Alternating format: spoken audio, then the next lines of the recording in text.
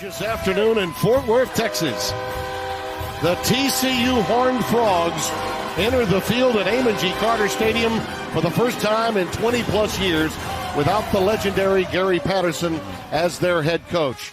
More on that developing story a bit later. Baylor comes in riding hot, believing that they may control their destiny in the Big 12 and maybe a little more than that, Spencer. Well, it's going to be entertaining, but again, as you mentioned, Gary Patterson not on the sideline. Jerry Cale steps in. Yeah. If there's anybody that's been through this process 6 times, experience matters. He's the guy for it. But let me just say this quickly. I think the timing was perfect for the move. Again, losing leadership is significant. Jerry Cale, again, will step in. But when you don't make the moves, when you should make the move, that price is often a lot higher to pay. And it's one of 8 moves that have been made in season this year in college football.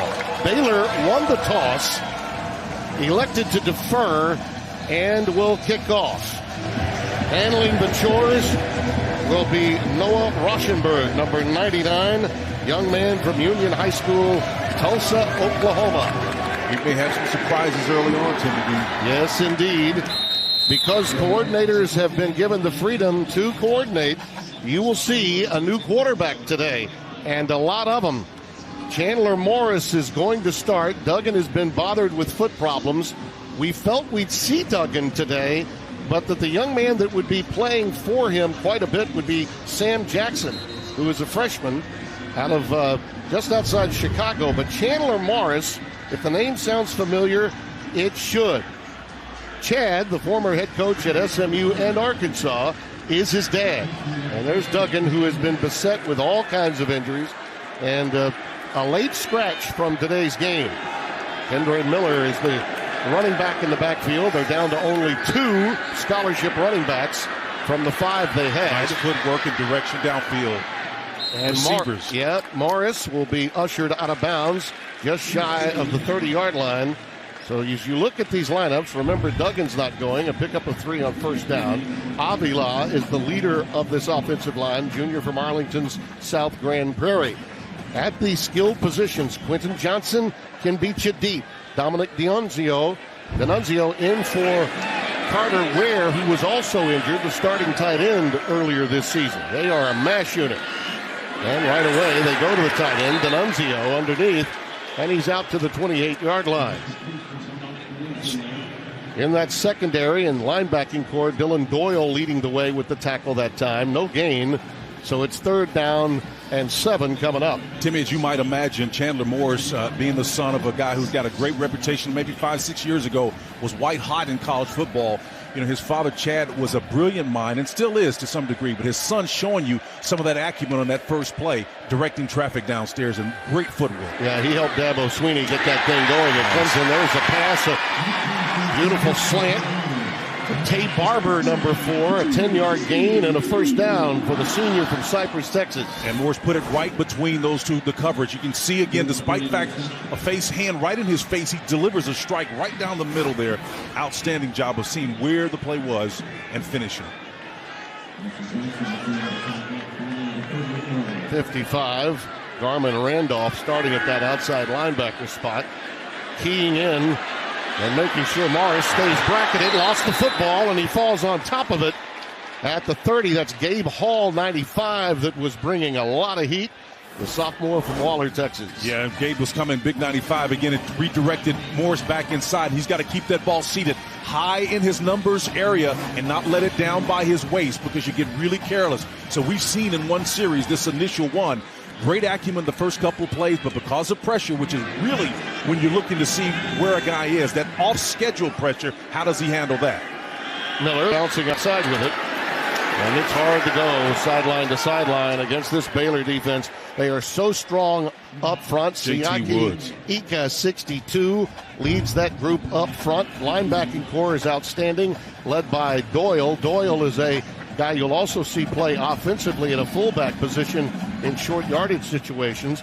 And that secondary, Tejada, Woods, Morgan, and Barnes. Barnes, an outstanding defender, made big play after big play a week ago in that come-from-behind win against Texas. And that was J.T. Woods on that last play just a minute ago, showing you how that safety position, how dangerous he can be. And a little miscommunication on that pass intended for Conwright, 22.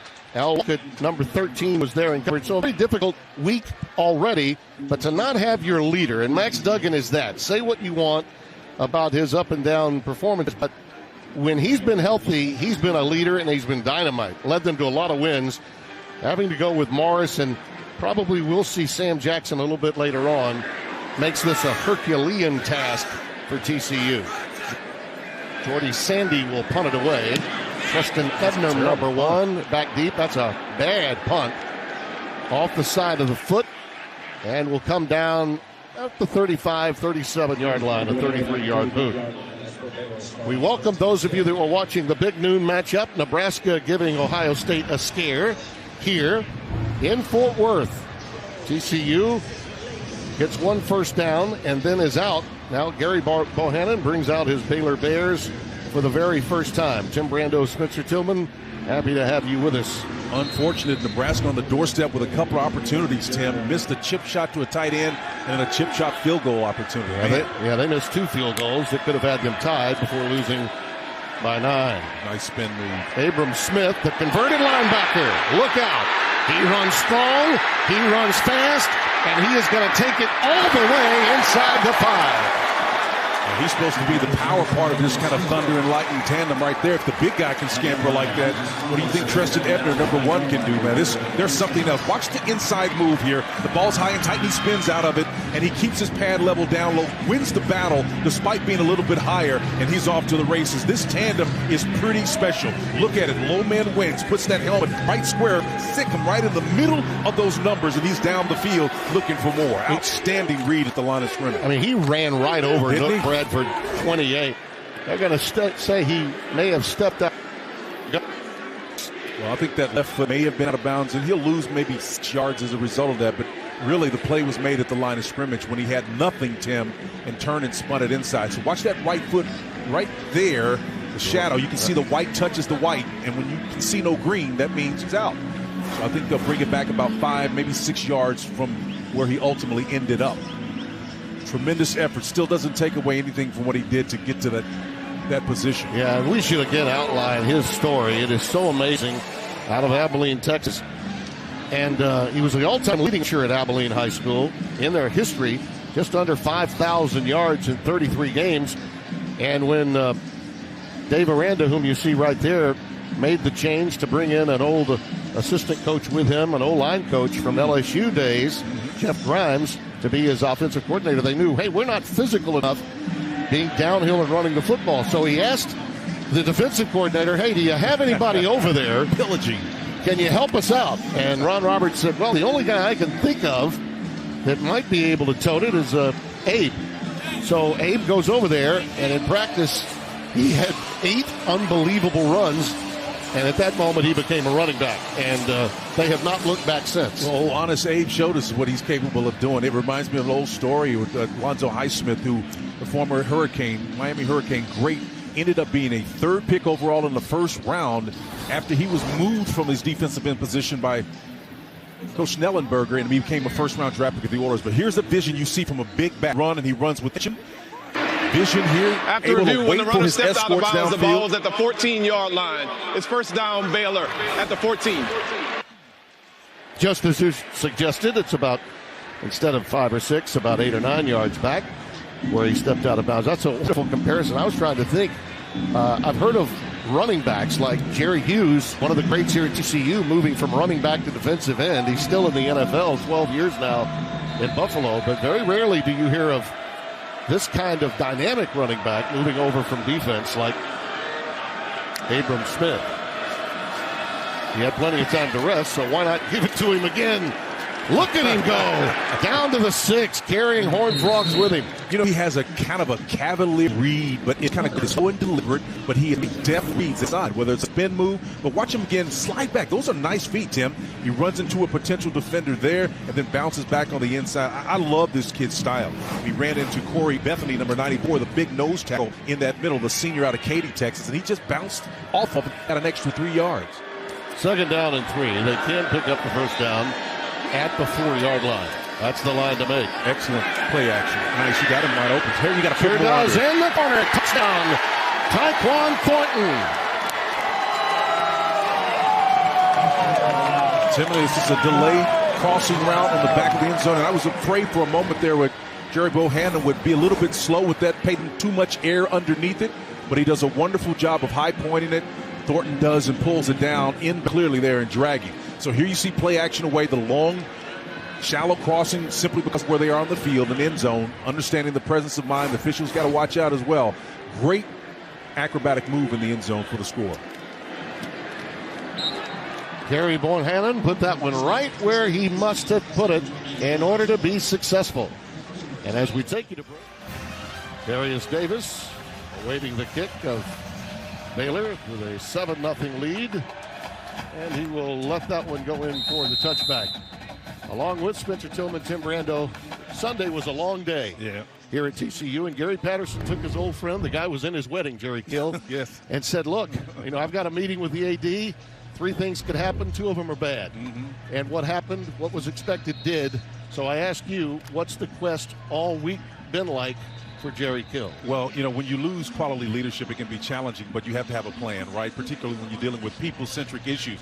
And I think that's what Jerry Kill has done. He has come in with a people-centric solution that deals with the players and the coaches and even the support staff. Perhaps some people that have kind of slept through the cracks over the course of time that Gary Patterson has been here. Listen, it's something that happens to all good leaders, right?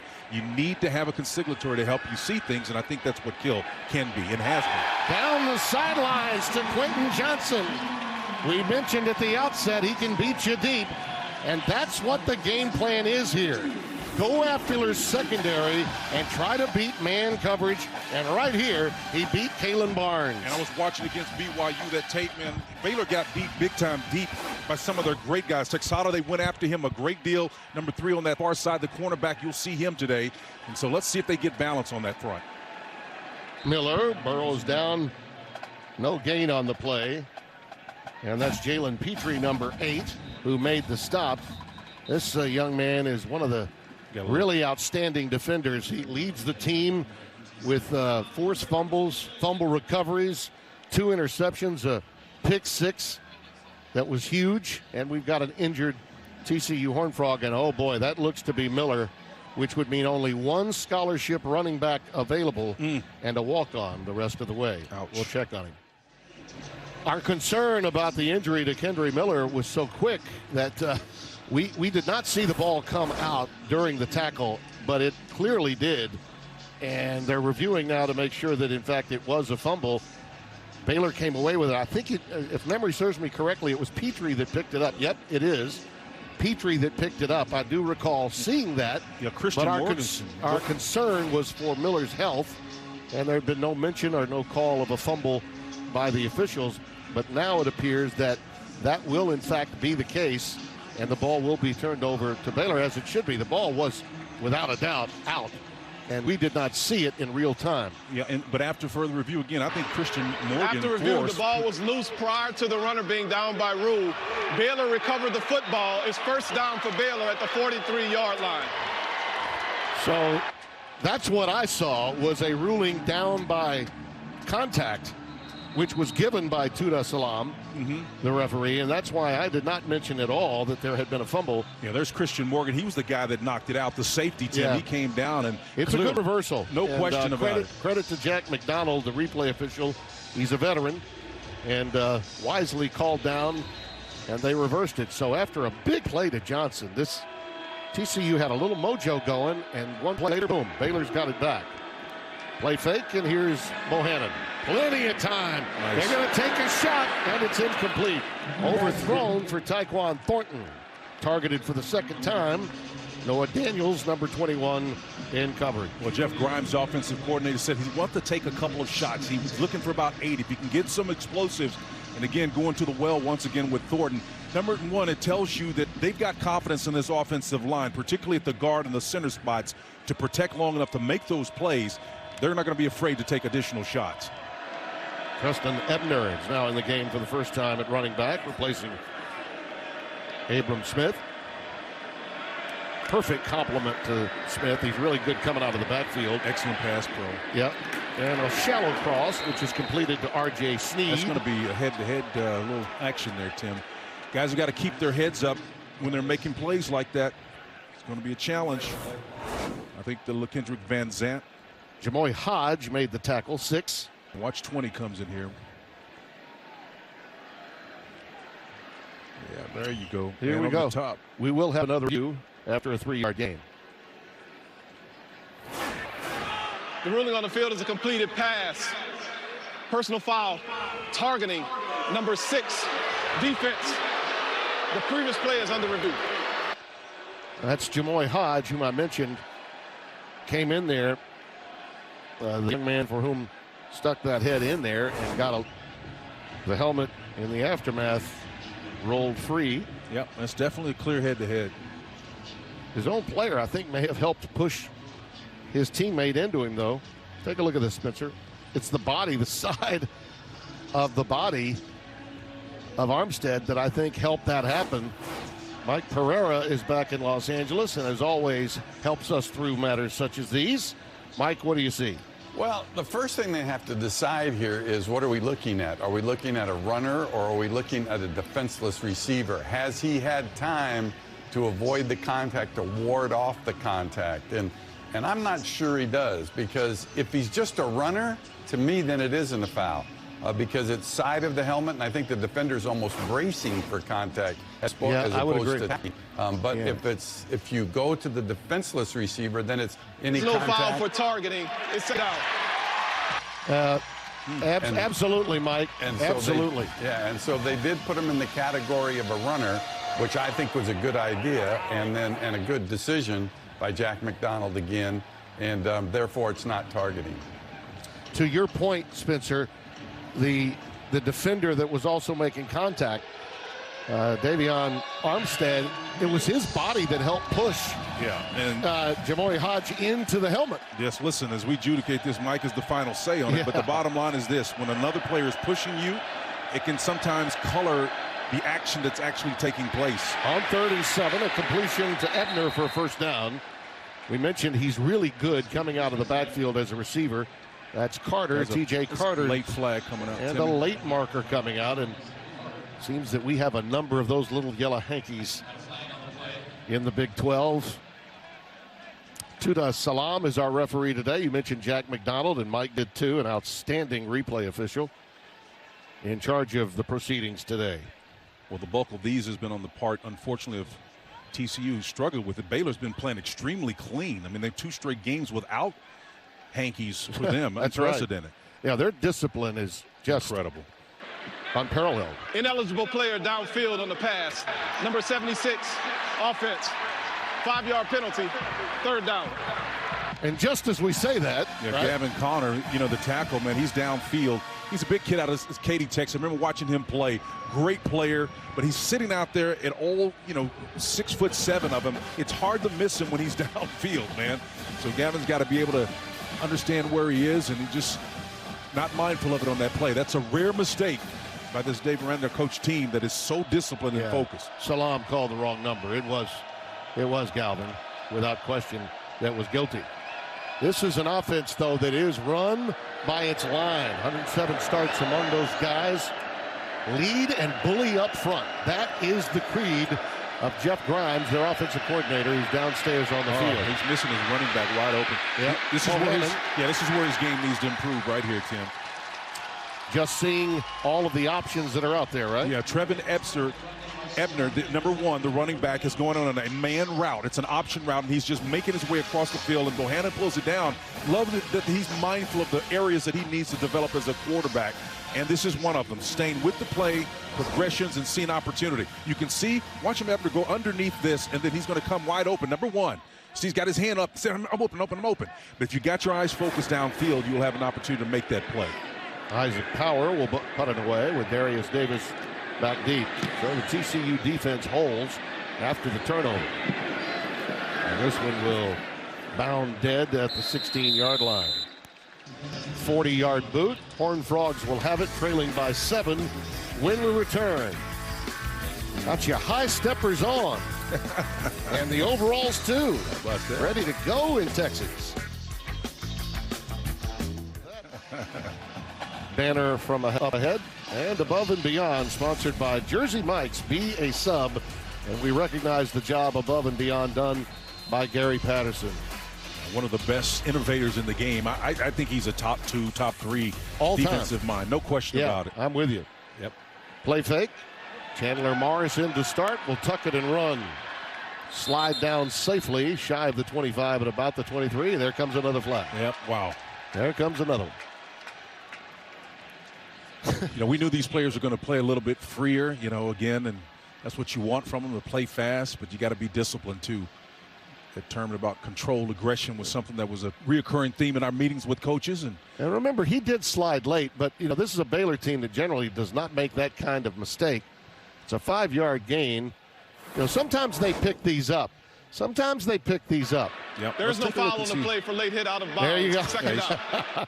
What'd I tell you? Yeah, when you're being blocked into a guy, man, you got to have some latitude to change your mind on that. And that's what I say when a crew is quick with a flag. That we have that happen in this league a lot. And, it happened in the NFL in week 2. You remember the Cleveland-Kansas City game?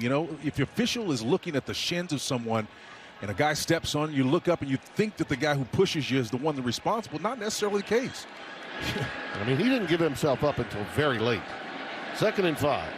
DeMarcado is up back. Nice. There's a cross. Quick slant. Right to Darius Davis. Plenty of speed. Pick him up. Putting him down. And down he goes inside the 15. Kalen Barnes runs him out. Kalen Barnes has got good speed, but boy, what a strike. This is what happens when you have the fundamentals nailed down. You deliver a strike in front of your receiver with an opportunity to catch the ball in stride with the Twins look to the field. A lot of space, man coverage, win those individual battles. Now let's go pace and tempo and see if we can catch him on the personnel front. DeMarcado down to about the 12. Here's the pencil on the side. Slot receiver, Tim, watch him go up with the individual battle. And again, when you try to do that, JT Woods. JT probably thinks he has, and he's one of the headier players on this back end. Got help inside. Understanding where that help is coming from is key. But what a deft read and delivery of the ball. 63 yards on that play. That's the longest play from scrimmage this season.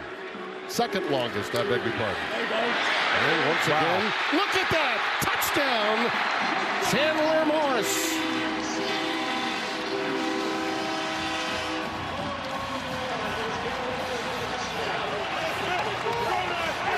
How about Doug Meacham running away from the numbers and giving Chandler Morris an opportunity to make it in there? You see that little reduction. Wonderful job of that side charge move. It's what they call a port side charge. The port is to the left, the starboard is to the right. It's like an old nautical term. Unfortunately, the Baylor defensive lineman stemmed to the side where the quarterback wanted to run to. Brilliant play call, even better decision for Morris. Griffin Kell with the extra point. Well, these Horned Frogs needed something good to happen, didn't they? And they got it. The play that set it up, a quick slant. Darius Davis from St. Francisville, Louisiana, bringing it. Sportsman's Paradise will produce some talent at TCU. That is a Horned Frog right there. Yeah. And by the way, if you're wondering about the red to go along with these uniforms they're wearing today, generally speaking, it's purple and gray and that kind of thing. If you, by chance, are attacked by a Horned Frog, okay, if the Horned Frog is actually under attack, okay, it will spew blood from its eyes. How about that? Probably more than you needed to hear, but that's the truth. Preston Ebner brings the kick, and look at him down the sideline. Beyond the 35, almost to the 40-yard line. 8 meetings in this series have been decided by 10 points or less, including the last 3. So it shouldn't be a surprise that the Horned Frogs are this competitive early on. And you know they've got to have a lot of emotion within. And Baylor, we talked to Dave Aranda about it earlier in the week, Spencer. You just don't know quite what you're going to get when guys like Jerry Kill are on the other side, and he's giving more autonomy, clearly, to the coordinators than normal. Doug Meacham is good today that maybe under normal stances he might not take. He may not have had the approval to do that. So that latitude now exists, and you're absolutely right. You cannot determine in advance how people will respond to change. Bohannon on the keeper. He made unbelievable runs last week. That's what he brings. He's a tremendous dual threat, and I loved our conversation with him. He's a converted running back, And you can see right there the skill set from that old position of his. Yeah, he wears 11, but I asked him about number 7, Michael Vick, and if he liked this game. And he loved that comparison between Michael Vick, but he wants to be a guy that can throw the ball as well. And he loved the comparison with Warren Moon and his off those fingernails. I don't know that he's manicuring just yet. Well, he says he does it in the offseason. He does do it in the offseason. They go option to the wide side field. Dylan Hort comes up to make the stop on Smith. Mr. Bohannon, to you, my friend. The Baylor quarterback, 60%. And there you see all that he's done. All has the degree.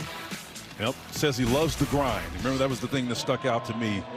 All phases of the game, he'll spend 10 to 12 hours a day just trying to find ways to improve himself. Loves the grind. That degree, by the way, is in health kinesiology and leisure studies. Nice. I think I might have gone with the leisure studies end of that.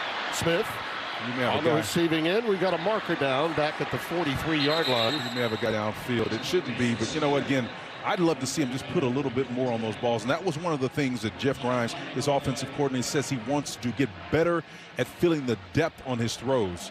And sometimes that can be a challenge for a quarterback. He's not a young guy. He's been around for a while.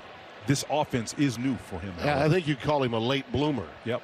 But certainly one that's still on the learning curve within this offense of Jeff Grimes. Yeah, I think you're right. I wouldn't do it Pass in the interference, number 86, offense, 15-yard penalty, second down.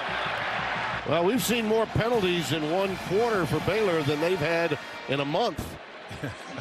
And I wouldn't put him in the pejorative category, late bloomer, but I would say this, that because this is the first year he's in this offensive scheme, it doesn't necessarily flow. So here you've got the guy outfield. He's upfield, down a little bit too further than he should be. Once you get past that 5-yard mark, it's going to be a problem. They're going to catch you. So after the OPI, Baylor fouls behind the chains here. Nice, get rid of it. Underneath, gets out to the 4 by D. Winters. Winters, one of the real leaders of this TCU defensive team. And when everything happened on Sunday, the meetings with coaches and players taking place, the longtime defensive coordinator, Chad Glasgow, who's the real strongest connection probably to Gary Patterson other than Jerry Kill, said Mathis and D. Waters, O'Shawn Mathis and D. Waters said Terrell Cooper and Trey Tomlinson are going to be the captains for the game today. So they're enlisting the younger players to be today and turn to the old guard to make that happen. And it was giving those guys the choice to make that empowered them. Look out! From the backside, heavy-duty pressure indeed on the blitz. Milford, 28, taking care of Bohannon, and he just didn't feel him coming.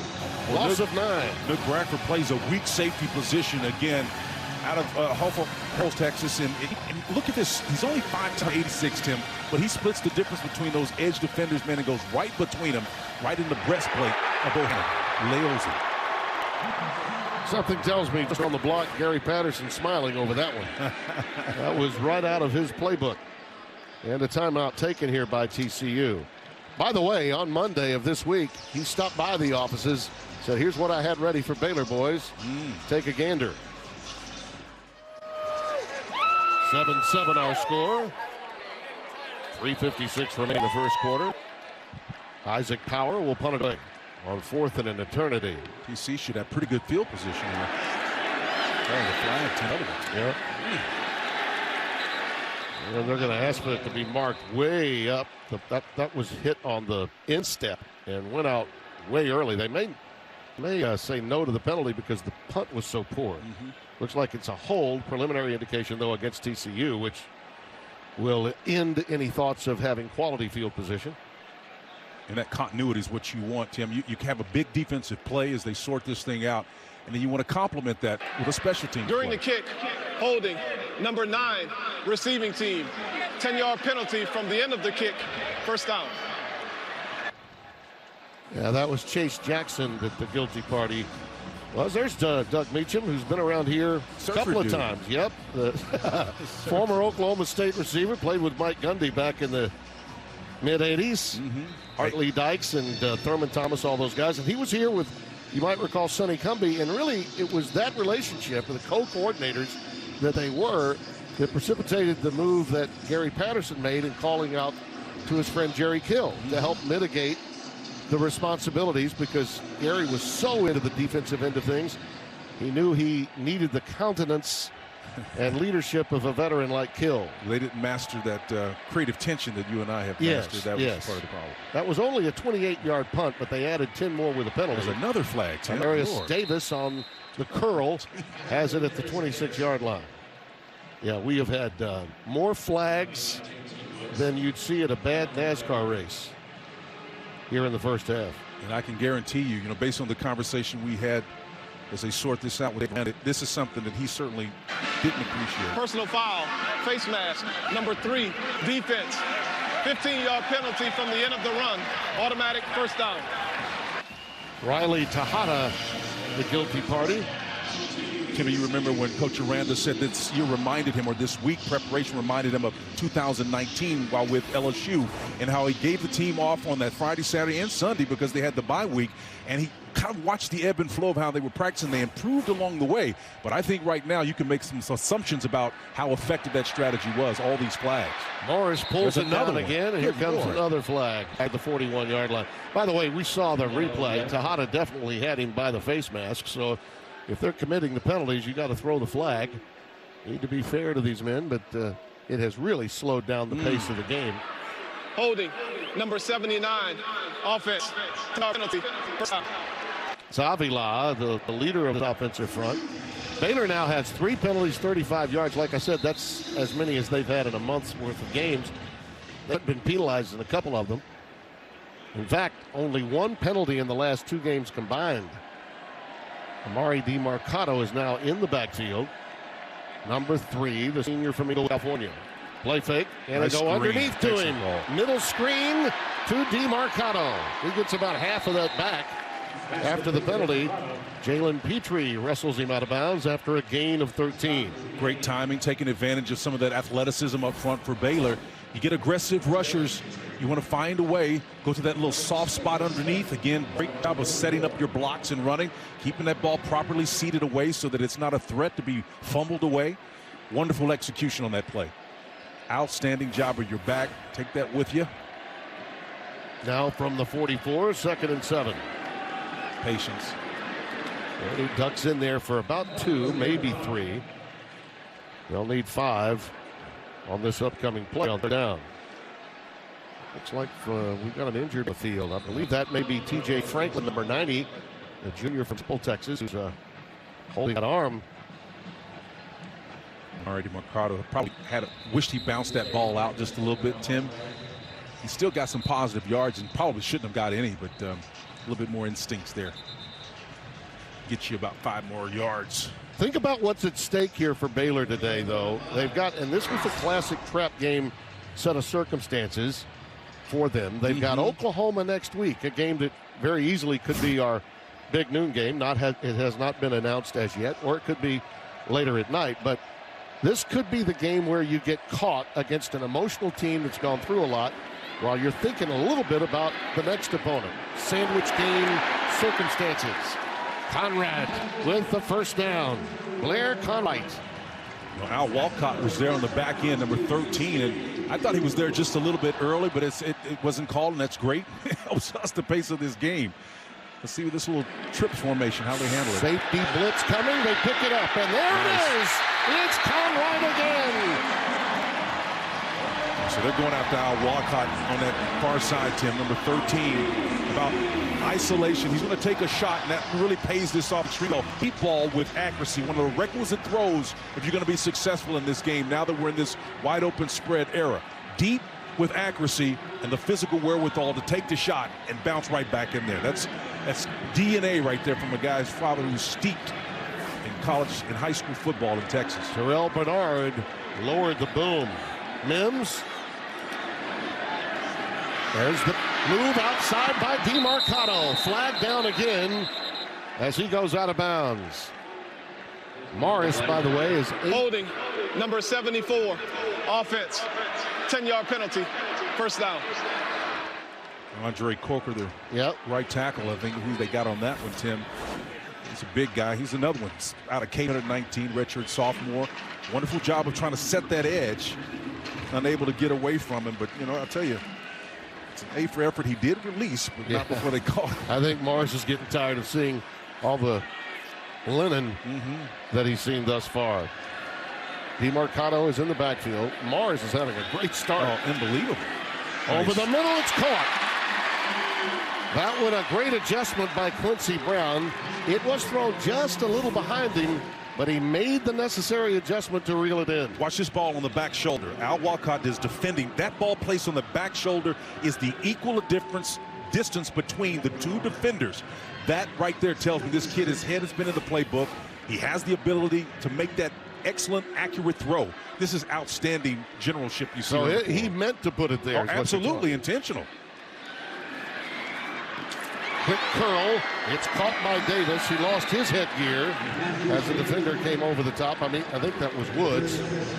That was flying overhead. And here's another one where location matters. It's low. And I think the fact that it is low in this trips formation, let's look right here versus off coverage. That's exactly what you want to do. You don't want to put that ball up high, because if you do, there's a chance it might ricochet. And as you alluded to in our open, 3 things happen when you throw it. 2 of them are bad. Well, a lot of good things are happening with Chad Morris, his son at quarterback. Chandler is 10 out of 11, 184 yards. Well, I'd say it's a great start to be tied at 7 against number 12 Baylor. Pacific Life, more than 150 years strong.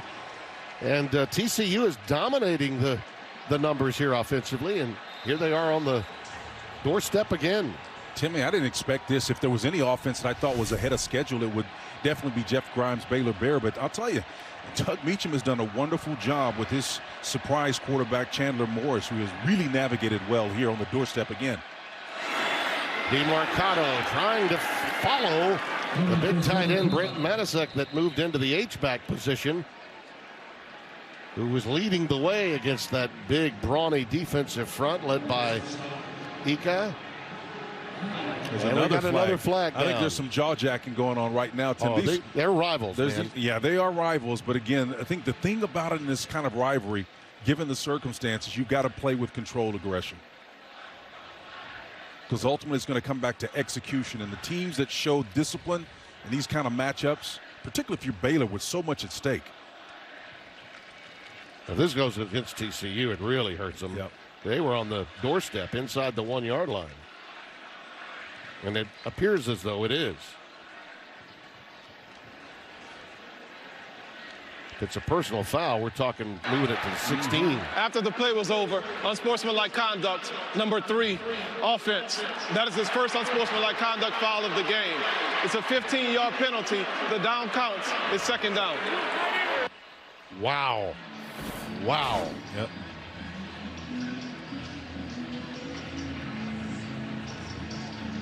Yeah, the officials bringing all of their faculties to bear, including their ears, Timmy. They hear what's going on now.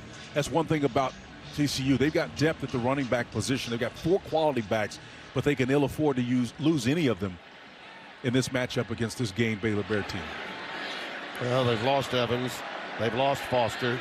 Basically, it's down to Miller, DeMarcado, and Darrell Reynolds is a walk-on. They could see some playing time if they get desperate. Nice movement out of the pocket. Morris thinks better of it as he stares at Terrell Bernard. Says, nope, I think I will eat it right here at the 13-yard line. Great job of playing with defense and leverage. Terrell Bernard, as you pointed out, number 2, playing inside and out. All that means is that he's got the sideline as his friend. He's going to usher that quarterback out of bounds. And so if you don't have the speed, you don't try to make that move back underneath that pressure. That's what you call leverage. Spencer, those quick slants have been effective in this offense to this point. DeMarcado is again the setback. And you got it right now to the field. Now, the coverage outside, a lot of space there. You got to be careful. You still got it right now. Gets away from pressure from Bernard. Across his body. Incomplete. It was knocked away. Well defended in that secondary. Walcott, 13, was right over the freshman Quincy Brown, the young man for whom the pass was intended. I would have come back to Z, Quentin Johnson, number 1, the Z receiver. That play was late developing coming across, but they've demonstrated the inside pressure underneath forced him out of the pocket, and he still stays to the front side, but the open receiver was actually a little bit, about 20 degrees to his left on the far side of the field. There you can see the ball was also tipped by Christian Morgan, the senior from Houston.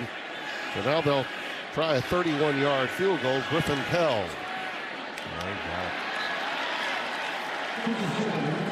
Well, they managed 3, and that gets them their first lead of the day. Fans here just under 46,000, excited to see that against their bitter rival. Again, they were at the 1-yard line and had a chance going in. Watch here as DeMarcado, as he's coming up, kicks, and that's what got the penalty. And Jerry Kill getting the explanation as he was getting up, explaining why the flag was thrown. I mean, that's the difference in 4 points, potentially. Abram Smith on the return. He got popped pretty good at the 19. Fell ahead to the 20. Another flag. Here comes another flag. Another example was not really what kicking them when you're down really means, but these guys, the temperament.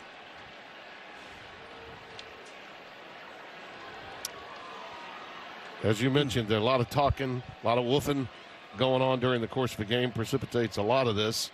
Officials trying to take control of the game. And as I mentioned earlier, too, there are some crews just are much quicker with the flag than others. Some have an affinity for the flag, you say, huh? Yes, they do. Oh, man. Personal foul, illegal blindside block, number 52, receiving team. Half the distance to the goal, first down. Well, there are 2 52s, so we're not going to hurt anyone here. Well, Built for Success presented by Rocket Mortgage. Look at this turnaround. For Playbook on home loans, Rocket can. That is some turnaround, no question about it. Well, the reason why that turnaround happens is because Coach Aranda told us he started recruiting, hiring, firing based on identity, and that's the central theme of how he approached things now. Look at that pressure. I mean, Smith almost had the ball after he was contacted by Patrick Jenkins, 91, the sophomore from New Orleans, penetrating through there from that tackle spot. And for Terrell Cooper, 95, as they go deep into that depth chart. He's played quite a bit this year out of John Ehret High School in New Orleans, and it's 2nd down and 12.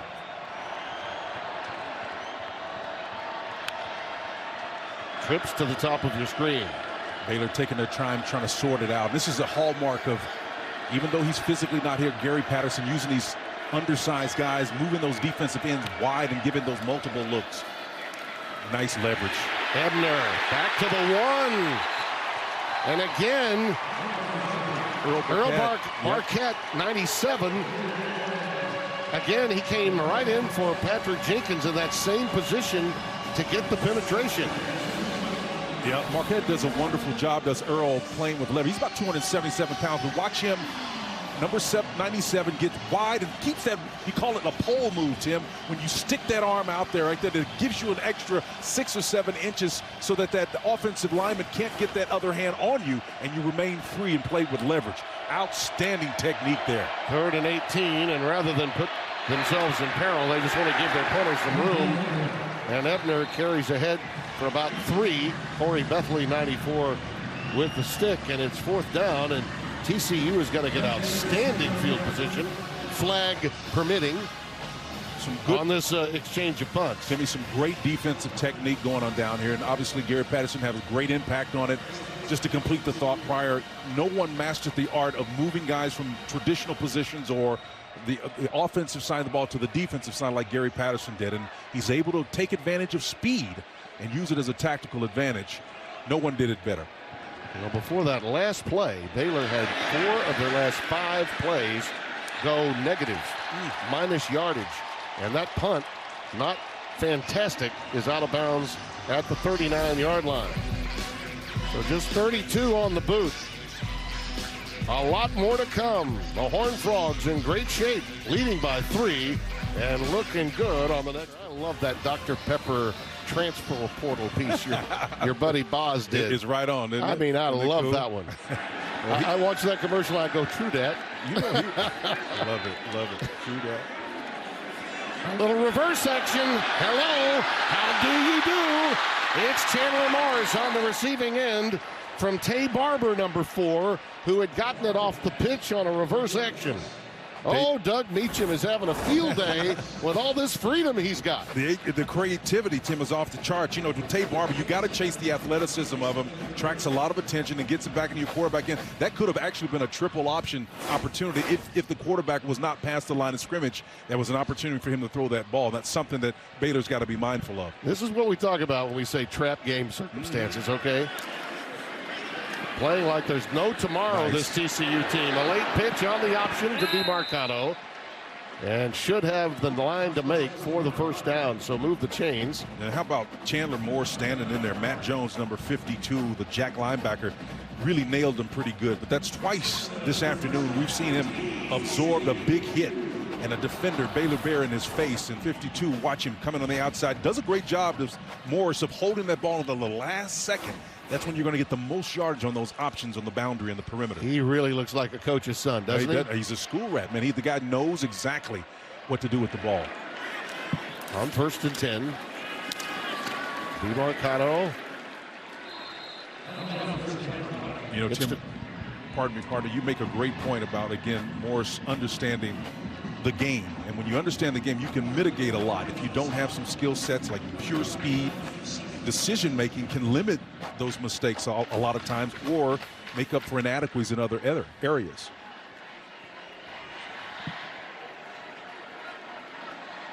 Highly recruited, highly thought-of player coming out of high school. And you can see why. Nice. There it is. Beautiful work defensively underneath. He had the cross, but Jalen Petrie got in the way of Darius Davis.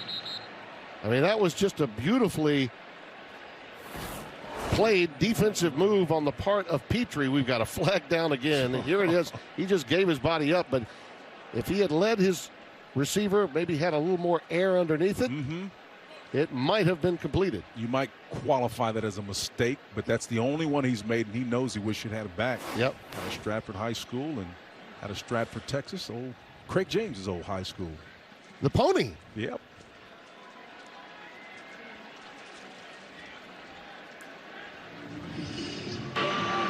Ineligible player downfield on the pass, number 79, offense.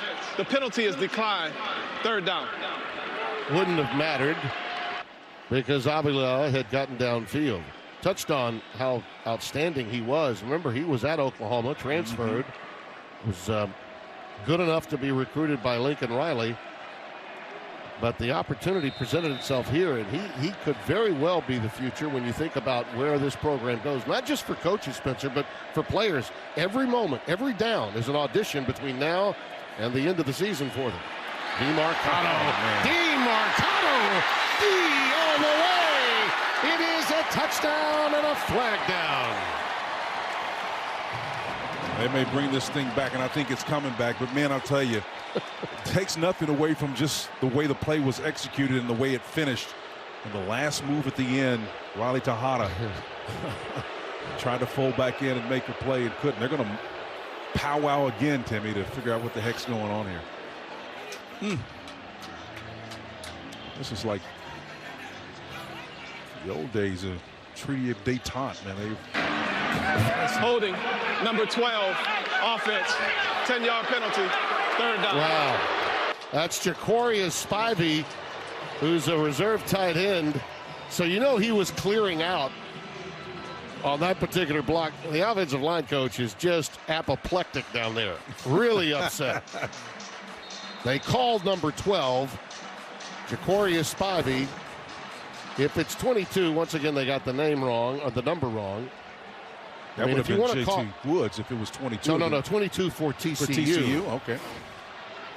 That was blocking. That was Blair Conright. That is the wide receiver Conright, who has a couple of big catches in today's game. I could see that hold without question, but they called number 12, and that's the reserve tight end. Nice. That pass is incomplete. A little too much of a lead that time from Morris for Tay Barber. Yeah, I think that's a bit of the issue with the sun. Again, moving from shadows into that bright light on that far side of the field can be just enough to move you 2 or 3 feet, man, when you're not seeing, and having to adjust those eyes to that from dark to light. So Kell will come back in and try another field goal. He's coming into today's game. He was 9 of 11, his longest 48 yards. This will be his second today. And this one from 46 yards. Official was trying to avoid another flag there. I'm surprised he didn't call it. He got it up and in. And I don't see a yellow hanky. I'm so glad, too. Because there could have been, Tim. Yeah. Jerry is letting it all hang out. So is his team. 13 guys are looking forward to being in Annapolis. It's a tradition at Fox and one we're very proud of. Hold near and dear. Not much going on in that storyline with the Packers, huh? Yeah. Well, this TCU defense is getting it done.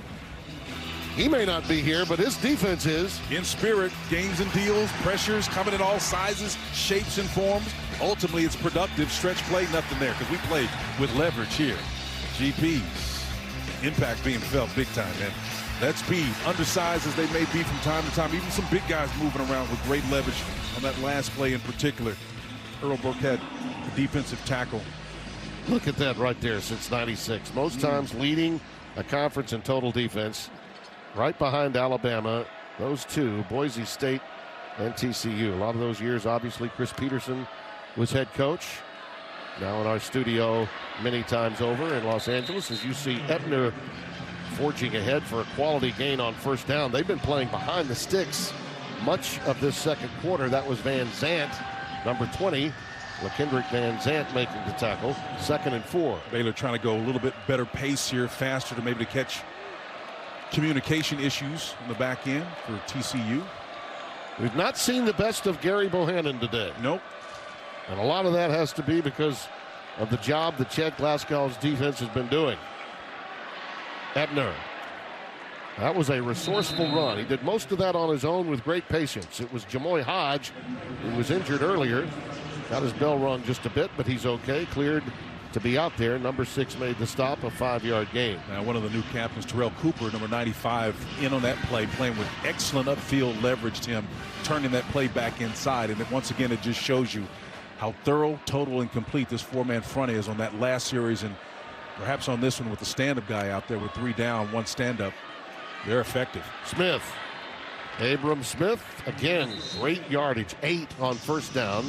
TJ Carter making the stop. And you'd think with the struggles that they've had, this is exactly what Jeff Grimes is telling his team. The offensive coordinator of Baylor is like, let's get downhill, get behind this vast, experienced offensive front. Jacob Gall, who really turned the fortunes of this team around, the transfer from Buffalo, the centerpiece of that at center, number 66.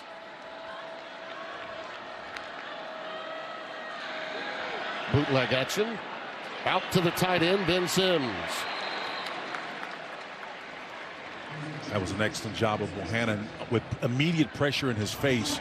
Not great physical stance. The platform had to change impromptu in real time, but he got rid of it and got it completed on the other end. Pressure to be sure, but that's what he's got the athleticism to do, Tim, to turn a bad play into a decent one.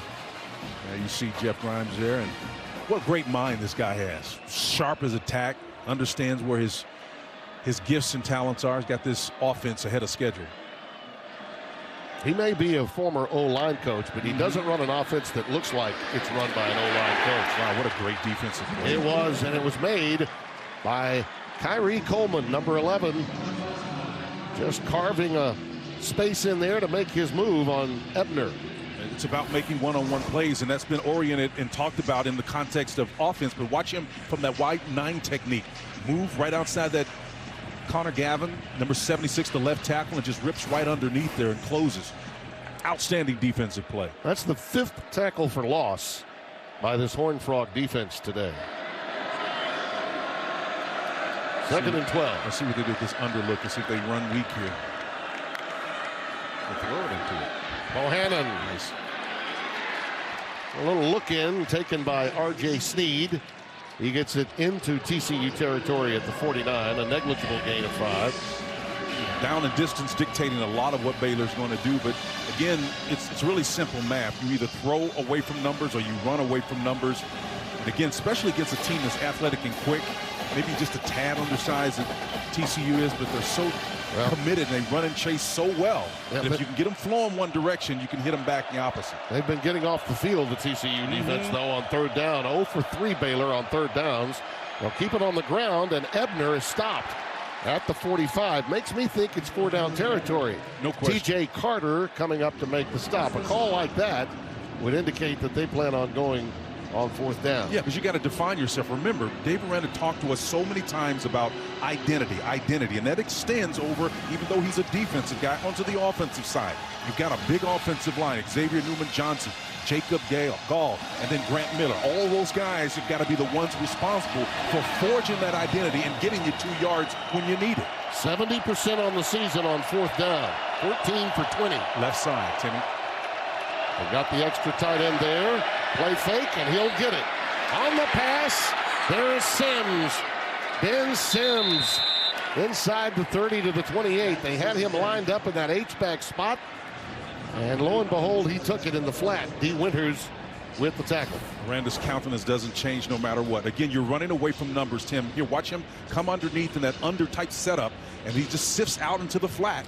Easy steal right there when you're expecting a short yardage scenario where you're running the ball. Remember, Coach Grimes talked about, I asked him to define balance for him. It's when you're in a situation where you can do the run or the pass equally, and your defense doesn't know that. That pass needed touch, and it had plenty of it. It's, as you see, Smith. Excellent fill. Yeah, great fill by the TCU defense. By Carter leading the way. By the way, going back to that fourth down conversion, Spencer, 15th fourth down conversions have been made. That's 8th most in the country. So Grimes has no problem, dialing something up on 4th and 5 or less. Yeah, they're using, and those are classic, what we call them run conflict scenarios, where you don't know if they're going to run it or throw it. And the only reason you can find yourself in that situation is when you show competency in doing both. And so it just puts pressure on a defense, Tim, to figure out personnel-wise what's the best matchup. Time winding down here in the second quarter. Smith. Look at the speed of this Horned Frog defense, man. They are flying all over the place. No question about that. And that was Dylan Horton, the right end, just came all the way down. And this guy's like 250, perfect size, senior transfer, smart, been around a while, does a wonderful job of coming. Watch him come down the field. Watch him come into your field, unaccounted for, and he comes down and make a great play. And Smith does a good job of continuing to move forward, but it's that lateral speed of this Horned Frog defense that got to him first. Well, they're 0 for 4 on third downs. So we're going with the power, unbalanced look to the right. Looking for a shot. There it is. It is Dabney. Touchdown.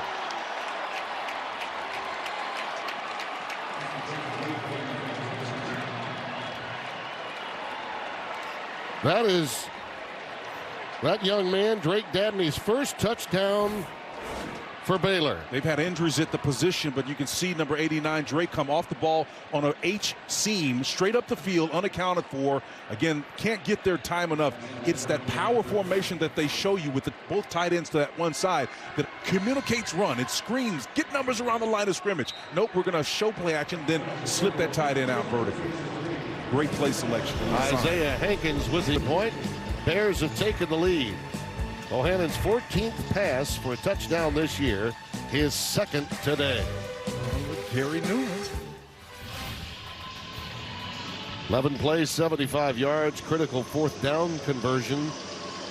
And Dabney on the receiving end of that 21-yard touchdown throw from Bohannon. That play in the series defined by physical play up front for Baylor and looking more like the Bears that have that physical identity that defines who they are. Well, they used the tight end well. They used Ben Sims very well in that drive, too. And Simmons has played historically very well in this series. And that kick goes through for a touchback. Ooh, yeah. From the top turnbuckle, Tim Brando, baby. Yeah. Ooh, yeah. Here we are in the Big 12. Baylor leading by 1, 14-13. You didn't know I had that in me, did you? I did. Morris in some trouble. He's had a great first half, though, hasn't he? Look at this. How about that resourcefulness? And he steps out of bounds before he can be hit. That is a beautiful thing right there. That is, you talk about coaching moxie. Yeah. He had it all right there. Well, he had a plenty of motive. You got Ika and then Cole Maxwell chasing him, number 96 and 62. He was trying to find a way to get around those big hogs up front, and he did, man. Outstanding job of being elusive and self-preservation coming into play there. He ran about 30 to get 5. DeMarcado is in the backfield now. 20 yards rushing. Crossing right underneath. Got him right now. There he is. Darius Davis beyond the 35, stepping out at the 36 for a first down. The only thing you can do to prove that is to see it happening even faster and throw your receiver open. The fact is he was already open because there was no man under coverage underneath, meaning linebackers were not responsible for those crossing routes. So at any point in time doing that little traverse across the formation, the quarterback could have got it in his hands. Out of the shotgun again. Morris's pass is perfect. This kid is a dart thrower. He is. I'm telling you. Tay Barber with his second reception of the day to the 48-yard line. And with 2 minutes left in the half, a 16-yard gain. And TCU in business in Baylor Bear territory. Pure pace and tempo here. Doug Meacham trying to work it. Yep, and the out pattern to Barber. Now the senior from Cypress, Texas has been very active. Named after Tay Diggs, Tay Barber. All right. Well, he's acting right now at a high level, man. He's clearly performing exactly what Doug Meacham wants to happen in this offensive scheme. And they're communicating well. They're running great routes. Look at those numbers, Spencer, on Morris. 13 of 17 for 218. Add 20 yards of rushing to that, and he has been phenomenal. You got a little inside move by the guard. They're trying to, is Baylor sell this thing? Let's see if the officials agree. False start. Yep, they got it. They sold it well. False start, number 77, offense, 5-yard penalty, first down. Gotta hold your water, big fella. Hold your water, Timmy. Brandon Coleman. And he was induced just a little bit there. Sure was. See it again. That was Ika, 62, that was moving up. And I'm guessing at $4 bills, which is about what he is. They list him at 6'4", 350, but as Doug Meacham said, he's every bit of $4 bills. Yeah, he's just a biscuit away from that, that's for sure. After the penalty, Morris. Just a 3-man rush. Underneath, this is going to go to DeBook. And it's DeMarcado again. He has been the third option on most of these routes, and he's been answering the bell. That was Jaron McVay, 42, that made the tackle. And I love exactly how your quarterback gets the ball out, Tim, with that 3-man rush.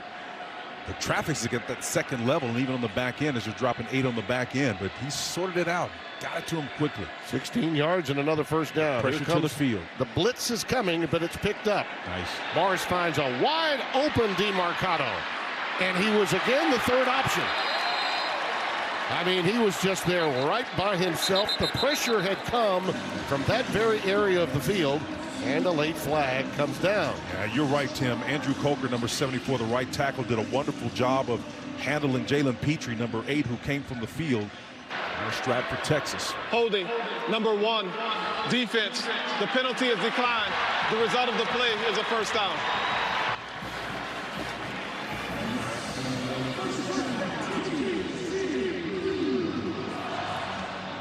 So it's nullified after DeMarcado was in great position that time.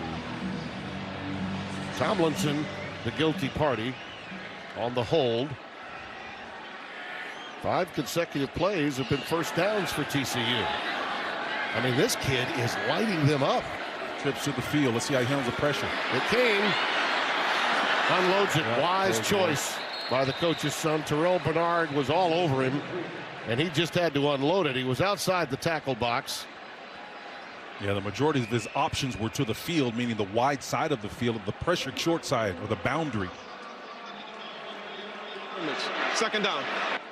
I don't know why we have these conferences. He clearly was outside the tackle box, and we're having conferences in between plays as to why a flag wasn't thrown. I just don't get that. 2nd and 10.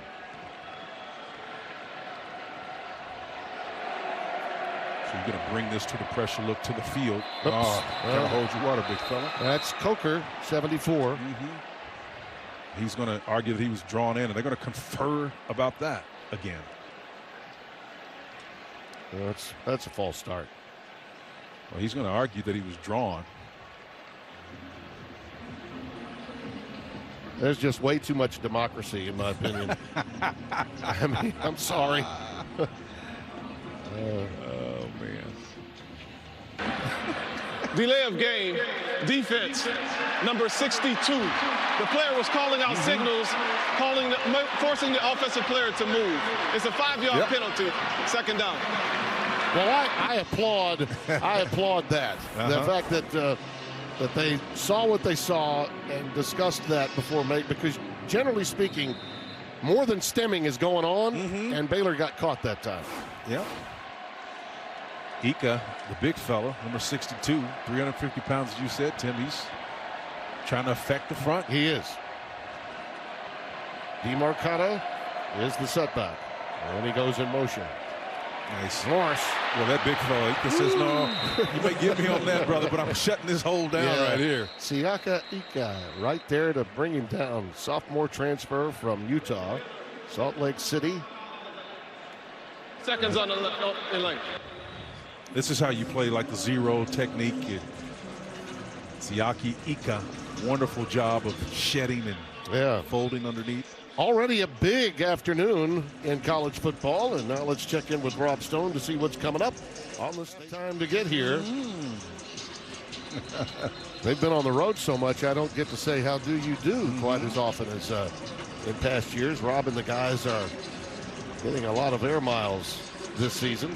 And we're loving that on Big Noon Kickoff. No question, man. Big profile. Hey, your boy Stoops is really doing well, he's tearing it up, isn't he? I love the commercial. It all started with Show Tunes. I love Show Tunes. Yeah, Show Tunes. I love that personality coming out. Coach, I love seeing that, man. I pinged him on it, and he sent me back a little smiley face. 3rd down and 4. Can get the first down around the 3. Nice. Knocked away. Brilliant play by Petrie. Davis was the intended receiver. Well, Petrie came flying in there, didn't he? Yeah, he did. And it just took. He's only just about 6 foot, but that's tall enough to deflect that pass underneath. And he came underneath. And watch him with pressure coming in his face. And when you can't get there, you got to get up in the air, man. Wonderful job of affecting the ball. They are so aggressive defensively, Spencer. The best way to score on Baylor is beat them deep. You know, they're vulnerable to explosive plays, but it's hard. Really hard to score in the red zone against them. Well, everything's attached to David Rand. I mean, his integrity with how he structures his defense is a point on. You're not going to beat him from that standpoint. Kell from 24. Speaking of potential upset alerts, we may have one here in Fort Worth this afternoon. The Horned Frogs playing inspired football today against Dave Aranda's team. And this is not Jerry Kill's first rodeo. I cannot come into this building and not think of Gary Patterson. But, you know, going back to 14 when Baylor and TCU were both, when you think about it, jobbed by the College Football Playoff Committee. Those two teams, either one of them could have easily been in. Here's the kick, and it'll go through the end zone. It was Jerry Kill's Minnesota team that came in here the 3rd week of that season. They went on to win 9 games that year, and it was that victory that really propped up TCU. And look at what he's done throughout his career. Southern Illinois, Northern Illinois. And Minnesota was fantastic. He went through a well-documented problem with his epilepsy. He's been as healthy as he's ever been these last 4 years. He's trimmed down quite a bit, too. You can see it in his face, man. He just looks really good and content. He was spending some time over at Virginia Tech when he got the call from Gary, and he said, I really need your help. And he called upon him, and Jerry came in, and he loves it here. Absolutely loves Fort Worth. Who wouldn't? Bohannon under duress and unloads late, out of bounds, a wise choice. You see that speed again showing up, and that's Terrell Cooper and company. I love it. These new guys who were appointed the captains by their teammates, Tim. He's one of them right there, showing you exactly how he's able to get an effective quarterback. But otherwise, this last drive, if you look at the Baylor Bears, 75 yards, 7 points. So they're producing points off possession. That's right, they are. By the way, that game in 14, Spencer, was the third week of the season, and it was the debut of Brady Quinn on television at Fox. Yep. The 1 year that you and I were apart, I worked with Joel and with Brady. Out of the shotgun. Bohannon with plenty of time, incomplete. And you got to say that the receiver laid out for it, didn't he? I mean, Tyquan Thornton threw his body at that one. Yeah, Hodges Tomlinson was in a trail technique right behind him again, #1. He throws that ball up. You know, he tends to put a little bit too much air underneath the ball, Tim. That's the one thing I've noticed. It doesn't come out like a live ball. And we talked at length about wanting to put that ball on the rope when it's necessary, when it's appropriate to do it. But he tended to put a little bit too much air underneath. And that was one of the things that Jeff Grimes says he needs to work on is the accuracy in the throw game. 3rd and 10. Ebner. Nice read. Got great vision, this kid. He gets it ahead to the 25-yard line, content to let the clock wind down. 4th down, they're going to give it up. Josh Foster, 15, came over to make that tackle. So they will have to boot it away here. Yep. Watching Ebner run, it reminded me of being in the airport. You know, when they make you snake through all those things. Man, I'm like, now we know how that rat feels. I mean, that's once you get to the gate, right? Getting to the gate is not easy. No. That's why I'm making these drives from the Chateau every week. That. Yeah, you got a smile on your face whenever I'm in the Big 12. Darius Davis will check back into single safety. Will await at about his 35-yard line. If they get some decent field position here, they do have a timeout left. Got 3 solid plays. Yeah. Work the sidelines.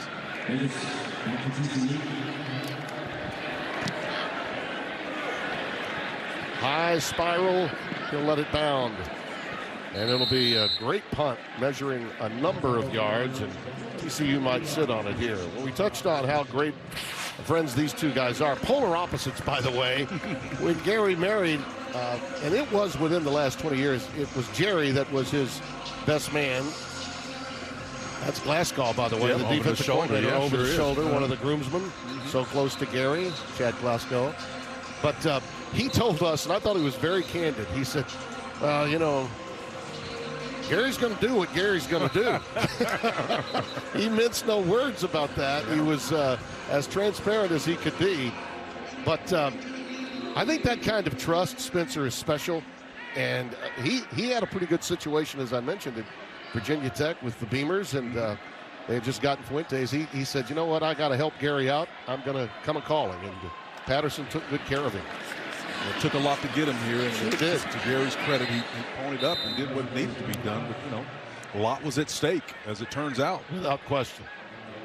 Without question. That was Woods making the stop of Amari DeMarcado, who has had an excellent first half, along with his teammates, to lead this game by 2. Big rivals. A lot at stake for both teams for diametrically different reasons. Now let's get to our guys in the studio. Rob Stone in Los Angeles, the State Farm halftime show. It's a game of high emotion and execution. And given the circumstances all week long here in Fort Worth, you could have to say that TCU has played about as well as you would anticipate, Spencer Tillman. And without question, they've acquitted themselves for their old coach who's just around the corner watching on television pretty well. I love the theme of the big Chinook helicopters coming in because it was a heavy load that needed to be lifted given the week that's taken place. And Chandler Morris, he really met the call, man. Depth, precision in the end zone. Again, great catches on the part of Baylor in responding to what they saw early on. But again, Chandler Morris on the ground and through the air did a masterful job of navigating this offensive down. Nice job because it was an out pitch by, of course, Doug Meacham, his offensive coordinator. Then, of course, Dabney helped Baylor get back in and respond and killing him softly, man. Not his story, not his line, not the way he approaches things. Jerry Kill, wonderful job in the first half of responding to a difficult set of circumstances. Now, you watch this game unfold, and, you know, you never know why you call upon an old friend, but at some point, that old friend is, you're really going to need him to come through for you. And that's what I'm thinking is going through the mind of Gary Patterson as he watches this game. And I love it, too, because the crisis really defines who you are. It doesn't necessarily make you. It just exposes where you are at that moment, and they've done a wonderful job. Our first half stats are sponsored by Geico. Just an incredible first half for Chandler Morris. I mean, just magnificent. That's the difference maker in this game to this point, is how that young man has played. And Duggan, of course, has been besieged with injury issues all season long. And right now, the Baylor Bears, a team that had a couple of outstanding drives, but the other four, not so good. They played, Spencer, behind the chains on every one of those sequences. They were down 2nd and 12, 3rd and 18. At one point, they had 5 of 6 plays go for negative yardage. I thought for a moment that Jeff Grimes found his groove, and on that 175-yard drive, it was really defined by the physical play up front. And Jacob Gall and Grant Miller and Xavier Newman-Johnson, all of those guys did a wonderful job of giving him that identity for that drive, and it paid it off with a touchdown to his tight end, Dabney. Bohannon keeps it on the fake to Ebner and gets out to about the 27-yard line, gain of 2. And I love this, Timmy, these situations where in the second half you've got a brilliant defensive mind like Dave Aranda coming in, and let's see how he responds, okay? But now with TCU establishing themselves in much more aggressive fashion than we thought they would, maybe it was the change of quarterback that put this defense on its heels a little bit. Whatever the situation, this second half adjustment is really going to define the outcome of the game. Well, Bob Stoops talked about it at halftime. This is a Baylor team known for running the football, and they were really throttled by this TCU defense. And there again you see Dylan Horton, just as O'Shawn Mathis did on the prior play, like a heat-seeking missile, you know, flying to a point of explosion there. I mean, these guys are everywhere right now. Hey, Courtney Bethley, the nose tackle, man, I'm telling you, number 94, all of them, as you mentioned, Horton, the right defensive end, all of these guys are running and chasing and just ripping through these front line of the Baylor Bears. 1 out of 6 on third down conversions today for Baylor. Bohannon staring at a 3rd and 8. Running out of time and just has to let it go. I believe that was caught but out of bounds by Seth Jones, 88. And a punt formation, a 3 and out to open the second half for Baylor. Timmy, I think I figured out the formula, what works. Look, graphic, again, the weak safety involved in that one. They're really trying to contain Bohannon. They're not letting him outside the pocket. And you can see, again, even this ball was on spot. It was caught, handed in. I think he got that right foot in. Yeah, he did. He got that right foot in there. Would not have been enough for the first down, but our producer, Jake Jolivet, said, I think he caught it, and he was right. That was the 5th Baylor drive of 2 yards or less. Oh, a nice punt. Davis on his heels, gathers it in at his 20. Darius Davis. Flags down. I mean, just look behind the play, and you're going to see it. Back him up even more. I don't know if that was Abraham Kamara, number 14, involved in on special teams, but I think that's going to be against TCU. Yep. He's a reserve defensive back, number 14. During the return, holding number 14, receiving team. 10-yard penalty from the spot of the foul. First down, TCU. Look at Jerry Kill. He's smiling about it. Jaron McVay was tied up with him. You're killing me. Well, you guys are batting 1,000.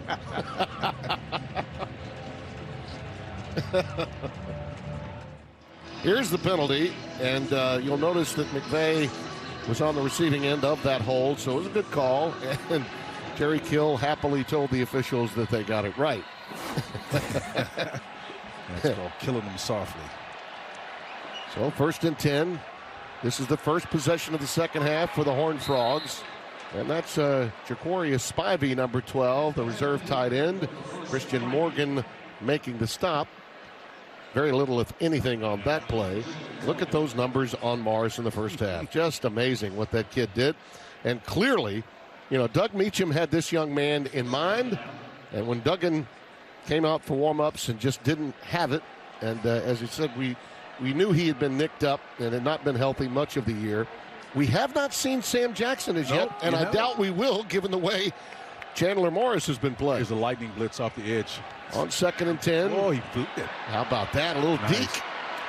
And now he's wrapped up behind the line by Terrell Bernard. That kid is cat quick and really physical. Well, it helps when Jalen Petrie is coming, for beeline and at him, and he's on his high horse coming directly at Chandler. But watch him off the edge, number 8.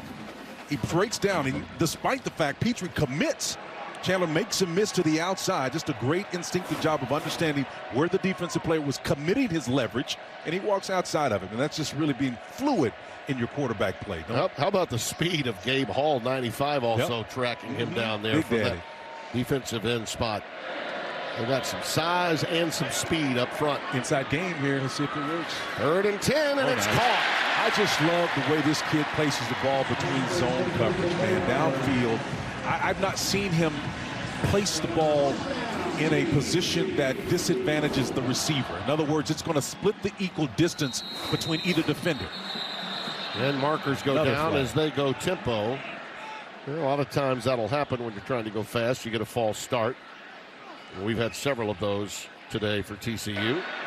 False start, number 74, offense, 5-yard penalty, first down. That's at least the second time that Coker has been tagged. That'll back him up. I mean, this is, Timmy, I had an official talk to me in the airport last week. If this doesn't constitute a tactical advantage or anything, that is really, really close. Yeah, like I said. And when you don't have anybody over you, there's no material effect on the play, let them play. Some crews are just much quicker to throw a flag, and this one is. DeMarcado stopped in his tracks.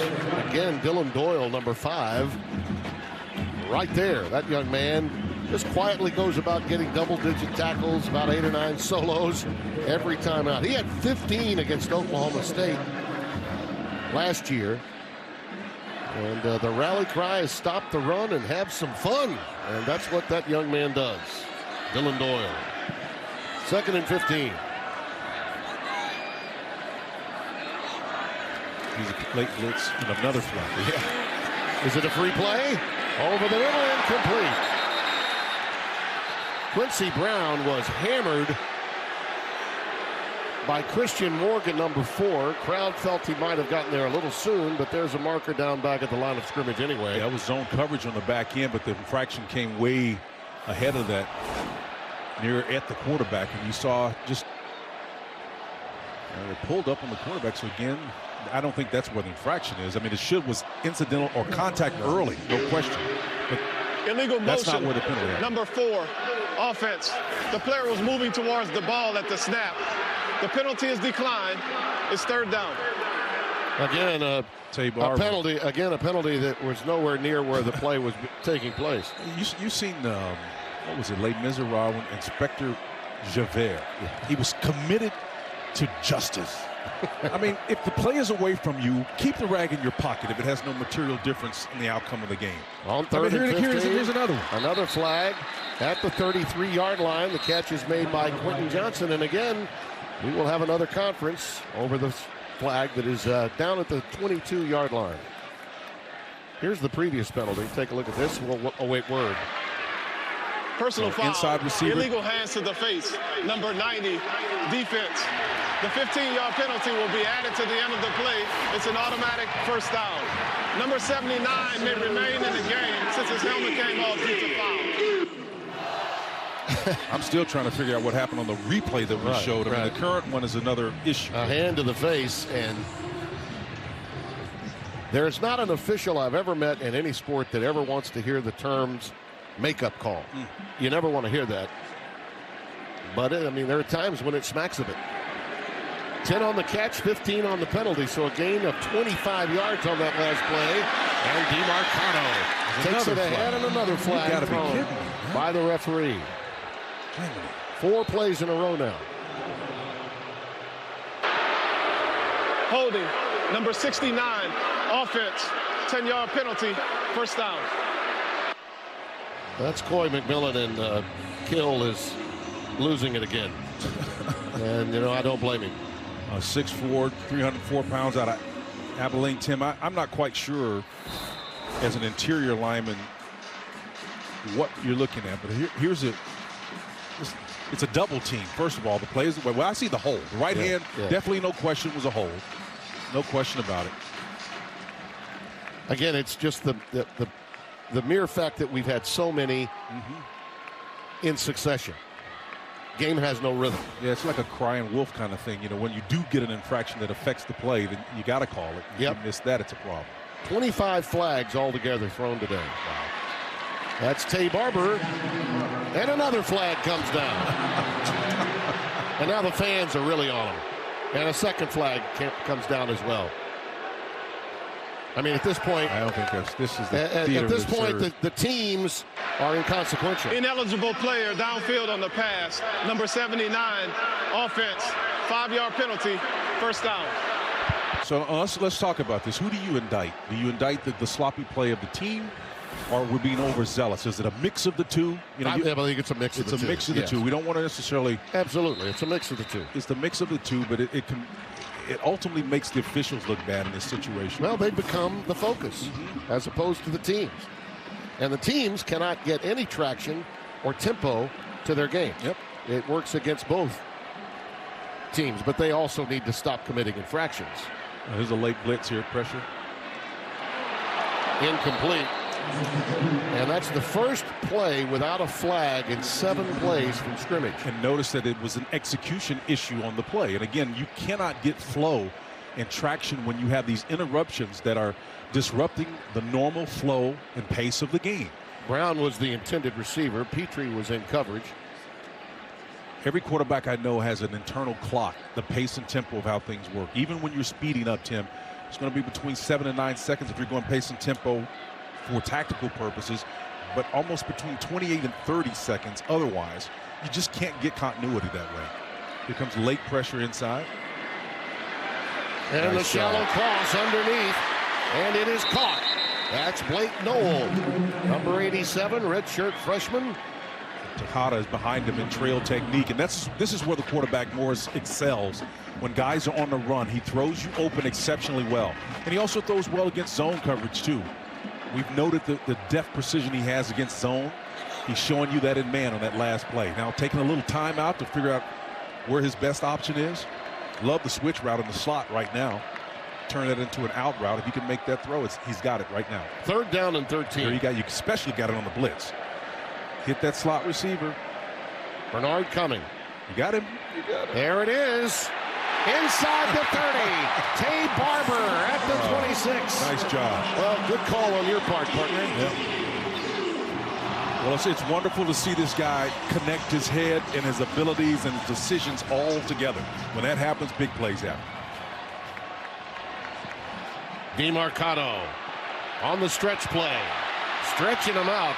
And he tiptoes down the sideline to the 15-yard line. Well, let's take a look at that previous pass. Yeah, and there's the eyes, and this is a perspective that you see what was happening on the back end. They were trying to disguise it was Baylor with their coverage. Chad Glasgow did a wonderful job, but it was late, and it did not fool this Jim Rat quarterback, whose dad's got one of the greatest reputations in all of Texas high school football history.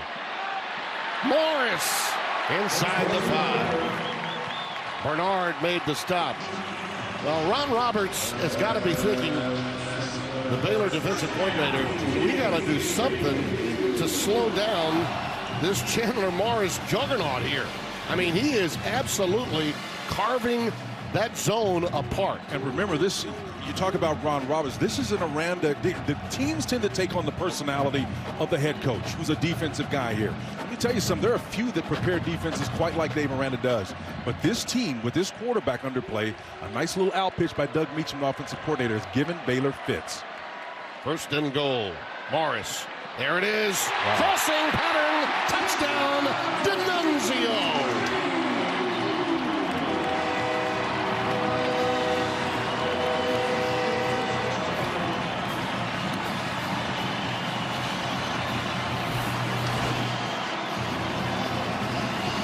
Timmy, what a wonderful job this series did to help the confidence and really dash back any effort by Baylor to come out with a second-half push. I mean, it's just been wonderful to watch this young quarterback navigate down the field. Well, Spencer, after 6 consecutive penalties, all right, the next 4 plays, 29, 11, 10, and then the touchdown. And the extra point by Griffin Kell. So stymied from the Little Yellow Hanky for a period of time, but it didn't take long for the Horned Frogs to get free. And they now lead by 2 scores. Offensive coordinator and quarterbacks coach at Auburn. And we all know what happened there. Now he is the head football coach in Allen, Texas. Yeah, that's a historic school. That's where he was before, when, got him all the attention that he needed to go up to Arkansas and SMU eventually. I think he's not surveying the next opponent right now. No. He's not worried about any Friday night lights at this stage. He's watching his son, and how proud he must be. Chad Morris. His son is putting on quite a show, and he's certainly making his offensive coordinator, Doug Meacham, pretty pumped. The surfer dude is feeling. Number 12 has run into a buzzsaw, and there you see Chad Glasgow, the longtime defensive coordinator and linebacker coach. 25 years he's been with Gary Patterson. Was coached by old Bill Miller at Oklahoma State. He's got some strong ties in this conference. That guy can run a clinic too, man. He really can. Justin Ebner in the backfield. They bottled up this running game, and Gary Bohannon especially, who's been a vital cog in that running game. D. Winters making the stop. These are the essential leaders of the defense. Winters, who racked up a career-high 12 tackles, 9 solo in the win against West Virginia. And then O'Shawn Mathis, 95, leading the Big 12, was ranked 12th nationally in a sack per game a year ago. Very disruptive, very durable. Those 2 guys have done the number today in more ways than one against this Baylor offense. Smith, who looked good early. We haven't heard much from him late. Stopped at the 27. They'll be about 6, maybe 7 yards shy on this 3rd down, and they have been awful trying to convert on 3rd down. Only one time today have they been successful. They're 1 for 7. Yeah, you watch Banks and company on this Horned Frog defense, man. They're taking on blocks and shedding them and making individual plays, winning their one-on-one matchups. That's been stellar, particularly in the second half.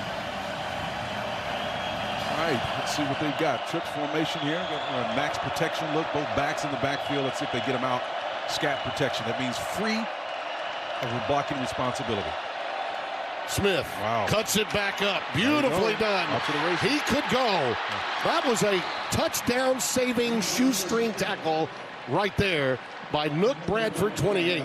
If he doesn't make that, Smith was just getting lathered up and was ready to house it. Well, they call him weak safety, and Nook Bradford, all 5'10" of him, 185 pounds, does an excellent job of getting that left and right hand under to clip those heels together. You can see him, and I'm telling you, Tim, you're absolutely right. If he doesn't drag that leg and hit that foot, he hits his head on the goalpost. That was a well-conceived play, 28 yards on the carry for Smith, and his numbers are beginning to add up, largely because of what he did very early in the game when Baylor got the lead. He'll tote it again.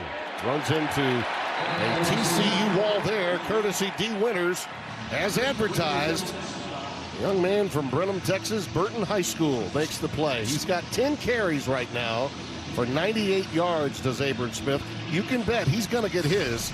No matter how much TCU keys on him, he'll get his. Sneaky job of Chad Glasgow moving and rolling back to a single high safety look. And the reason why you do that is you respect this Baylor run game.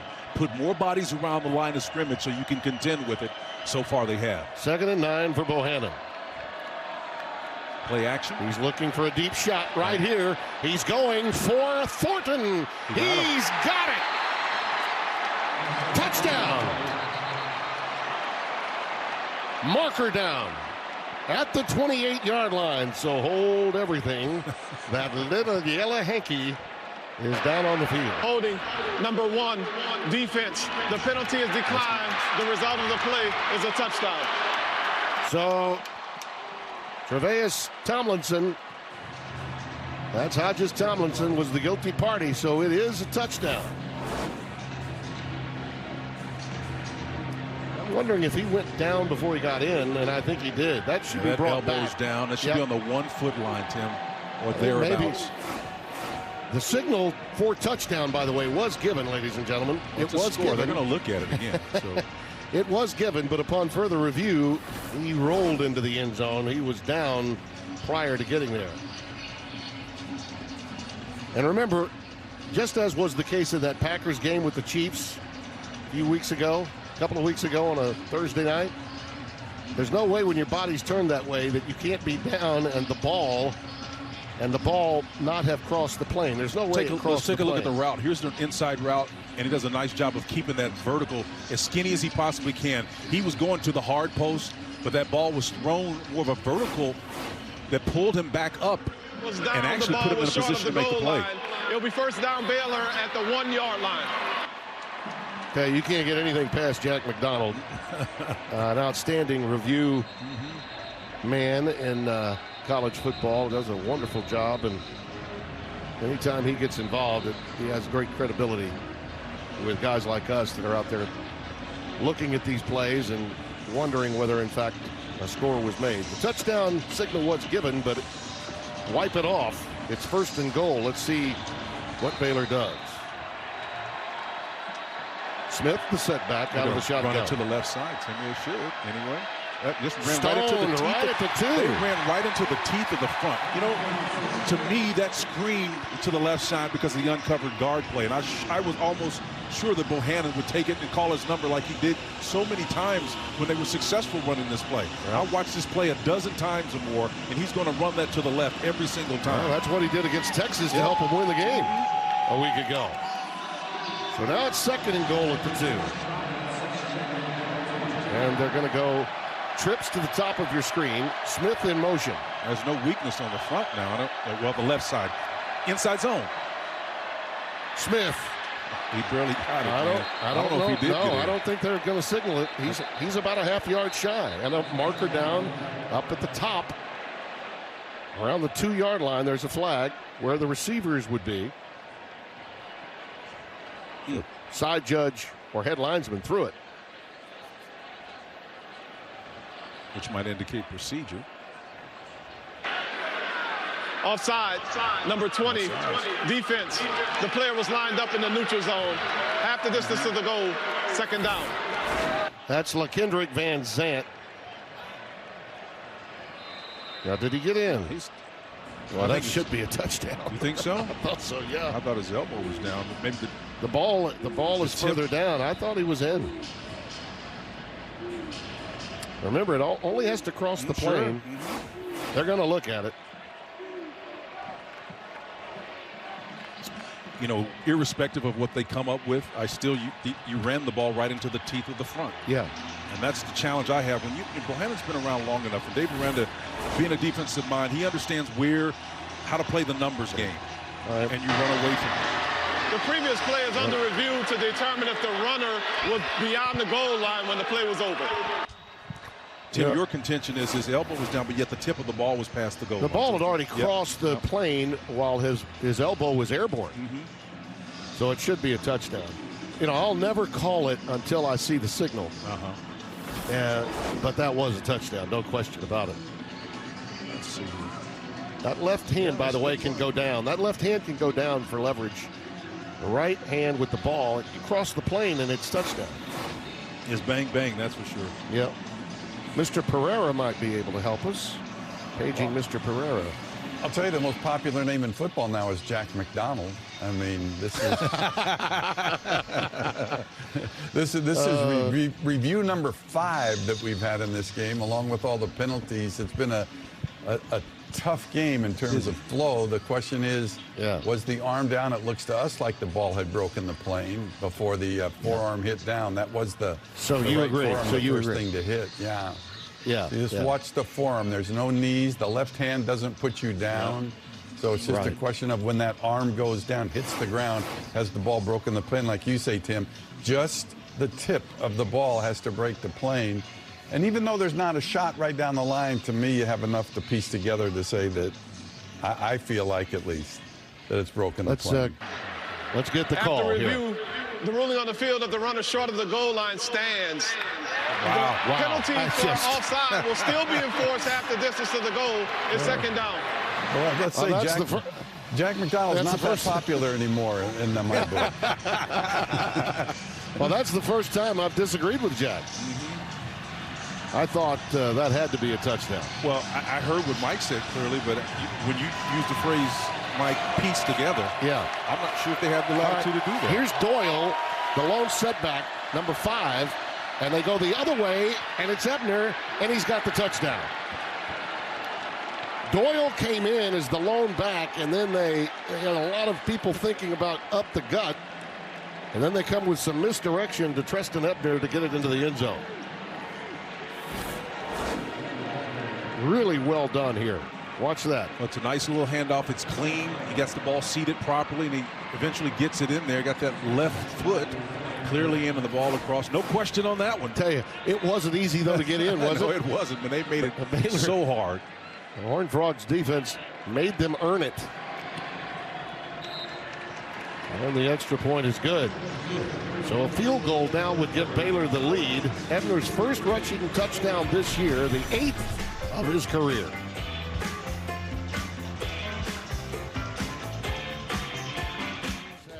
Sliggett's heavy ball was the greatest of his time. And the depression. The first coach of the New York Titans, too. Yes, he was. That's right. Yep. Later to be the Jets. Sonny Werblin? Was that? Nice. Go that far back. This Veterans Day, Fox Sports proudly salutes and supports our nation's military heroes and the organizations that serve them. Purple Heart Homes is a nationwide nonprofit providing housing solutions for service-connected disabled and aging veterans.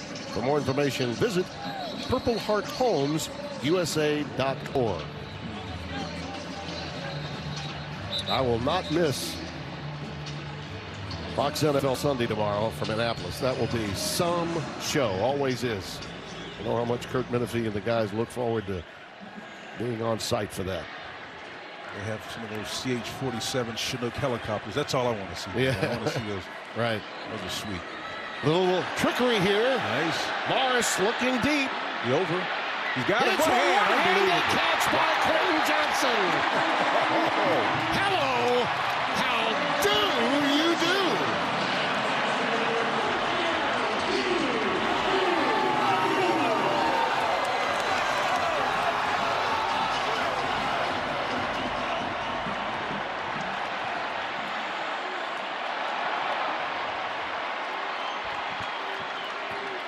Play fake. He's going for it all here. Back shoulder throw incomplete for Conrad. Here's the previous play. It measured 53 yards. Morris now with 366 in the air. They followed that up with power, but then the trickeration to precede that, Timmy. Excellent job, and then the athletic way to finish the deep over route with the one hand between coverage. Oh, man. Oh, that's sweet, man. Oh, that is Bolitnikoff without the stickum. That is a valuable red glove, baby. Yes, sir. 2nd and 10. Trips into the boundary. DeMarcado will bounce it out. Gets one block, but he needed more. Great defensive presence there by Keelan Barnes, number 12. He was going nowhere, the senior from Silsbee, Texas. Quincy Johnson pulling off. Here's a look at that catch. Right arm pins off the defender, Timmy. He's a defender and a receiver at the same time. That's what you call ambidextrous. I got to tell you, that was Troy Aikman perfect to throw, though. Oh, wait. I mean, that was right accuracy, there man. with Troy Aikman with perfection with that throw. Aikman's known for his accuracy, that's for sure. 3rd down and 8. DeMarcado, the setback. Here comes the blitz off the corner edge. And it is incomplete. She intended for Johnson. Yeah, he felt footsteps, didn't he? He knew that safety was coming over. She put her high heels on when she got to that end line. Yeah, she wasn't confused. She was scary. A little Jerry Glanville impression there that you like to throw out. Yeah, no, there was confusion. You can see those guys got really close in that tight area in the same. But you know what? When you start to bend that ball back inside, you see color flash before you have to commit to looking at the ball. You know the hit's going to come. Yep. So some guys just tend to balk. And after that connection, they need to score points here. This is big for Kell. Oh, got a little hand on that, Tim. Yeah, they sure did. That is a huge play for Baylor. Absolutely the biggest That just stole all the mojo right out of the stadium. And I'm thinking it may have been the big guy. It might have been 62 with his big paw. Let's take a look. Right up the middle is where it went. Nope, it was 90. Yep. It was number 90 that got his big mid up there. That's T.J. Franklin. Yep. And Aranda is digging it. A redshirt senior from Temple, Texas, man. He's a big kid. 238 pounds, redshirt senior. Got that hand up in the air, making plays. Look, Baylor knows what's at stake. They've got to win this game, so the Oklahoma means what they want it to mean next week. And you got to go in with credibility. Absolutely. I understand exactly what you mean, but play action, got him running. Bohannon looking long. That's Thornton. He's got it at the 31. Well, three things have to work, Tim. If you're going to make those deep shots like that, you got to have protection. You have to have set up the context of the situation before. And then with tight coverage, press off the side, and then work the tips. And that's happened there. Thornton did a wonderful job of turning the coverage man inside out, opposite of him, making him adjust to come and bend it to the middle of the field for the completion. That was Noah Daniels that got beat there, the senior. Thornton now with 3 receptions for 97 yards and a touchdown. Bohannon, crossing pattern, deep, Thornton, incomplete. Keep it in where he's coming. Wait a minute, that ball's picked. Wow. That ball is picked. Hodges Tomlinson was there, and then he got help, and the ball was picked off in the end zone. Was official in the end zone looking for his bag, and so he... Here it is, tipped into the air and picked off by the trail defender, Keon Stewart, number 2. How about that? Wow, what a range of emotions in this stadium in the last 2 minutes. Talk about sucking the joy out of a moment, man. Working your way down the field. Each play is a key part of it. Well, if Hodges Tomlinson doesn't make his play, Stewart can't make his. Wonderful job of adjustment. Or tries to turn back in, but he got that left hand, actually aided the defender. Yeah. And you know, this youngster from TCU, Keon Stewart, Jr., the play of his life with a little help from Tomlinson. Well, we've had a lot of production with no scoring. Here goes DeMarcado again. Taken out at the 25-yard line. Well, that's J.T. Woods with the stop. Last TCU with 400-plus. The time they got that in the air, Kenny Hill was the quarterback. Back in 16 against Oklahoma, he had 449. And catering, Morris is at 366 with an entire quarter left to play.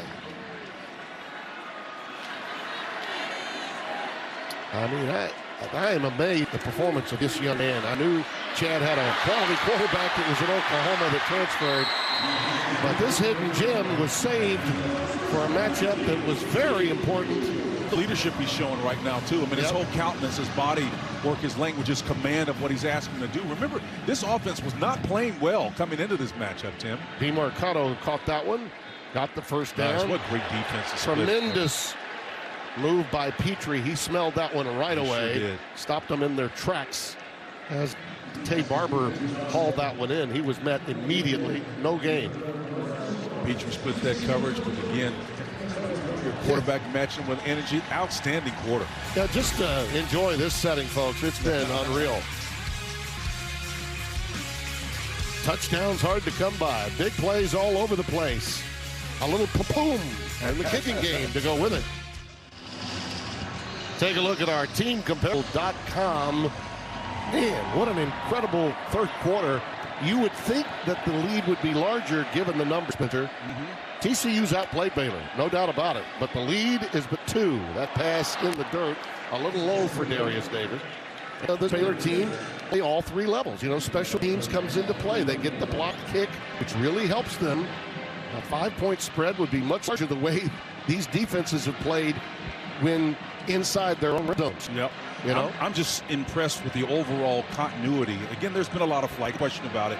The continuity of the Horned Frogs, given the week that they have, Tim, really speaks to the character and that competitive maturity that you wonder where it was prior to this game. Absolutely.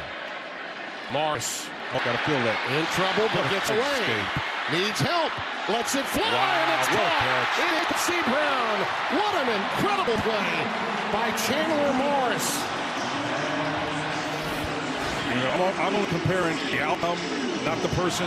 Like Johnny Manziel-esque kind of play. You know what I mean? Did. That's Terrell Bernard that is down. Attending to him.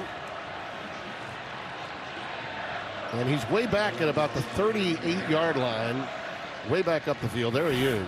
He's trying to make a play on a very outstanding. Just, he got a piece of his arm, but he had enough. He had plenty on it and was able to get it to Quincy Brown. Timeout. This is going to be some fourth quarter. Don't you go anywhere. This young man's been eating pretty good. Of course, feed me. First ever TCU freshman to pass for 400 yards in the history of the school. Now think about that. Andy Dalton. They have some great throwers here, man. You think? It's a great Trayvon Boykin. group to be in. Remember that Threats that you just mentioned? That great quarterback from 2014. Yeah. DeMarcado is in the backfield. And he burrows ahead to the 40, gain of 2.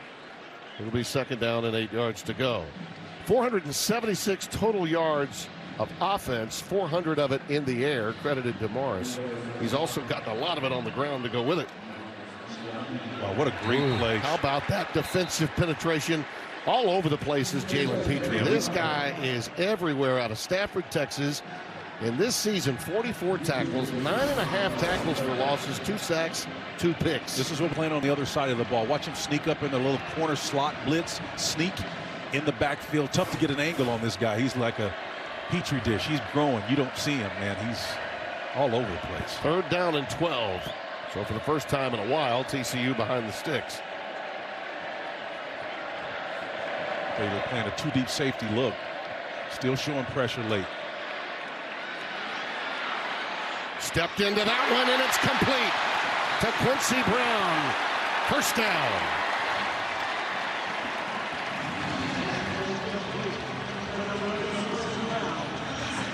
Once again, Quincy Brown helping on the receiving end of this connection, Timmy. Stepping up in the pocket is Morris, going fast here, pacing tempo.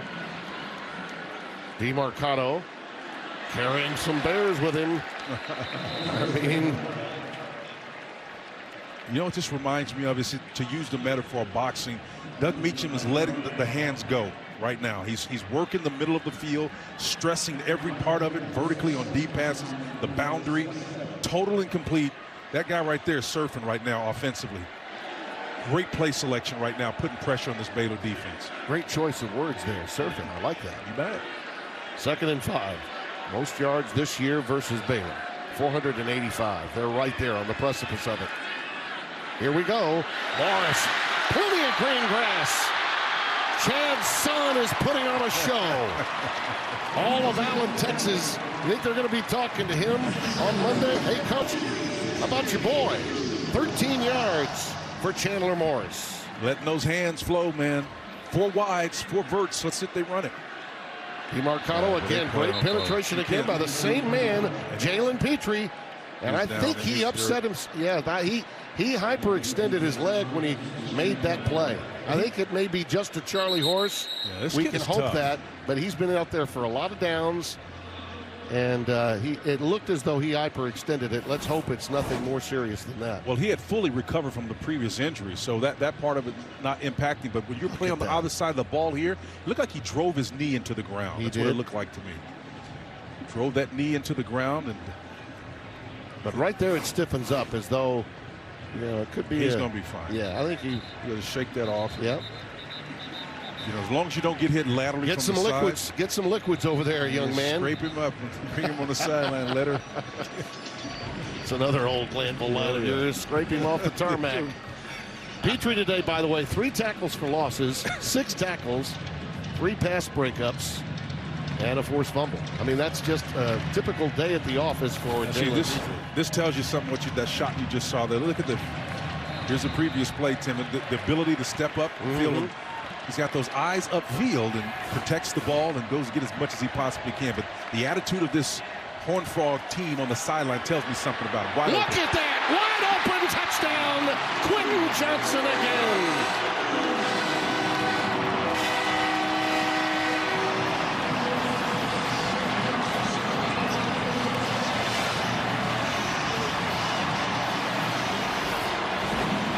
When they pressure you, you got to make it work. There's a little corner cat blitz, and Johnson says, I'm wide open. You can't leave me uncovered like that. That's a mix-up on the coverage on the back end. And I saw that happen. It's rare that it does for a Dave Aranda defense, but it happened on that play, and Quentin made him pay. Win time. Dark shadows. 6th touchdown this season for Johnson. He leads TCU in that category. Griffin Kell for the extra point. Hey, this is a little lightning in the bottle, and one of those moments in the college game that makes it special. Kid that hadn't played, coach's son, transferred from Oklahoma, had been a Gatorade Player of the Year, says, Spencer, tell us what happened back here in the secondary. Well, it's communication, or more accurately, lack of it. Hada here, and then right up top, Christian Morgan is the safety, stand up there number 4. If you're going to blitz from the bottom side, he's got to go back to that deep third of the field. So miscommunication between the corner and the safety. Lee Quentin wide open, and the hug and the embrace follows as a result. Once again, you've got to be able to clearly communicate. Disguise is fine, but you got to get back where you belong responsibility-wise. Kristen Ebner looking to make a big play in special teams. He does not. Stopped back at the 13-yard line. It's number 27, Gunnar Henderson, that comes in to make the play.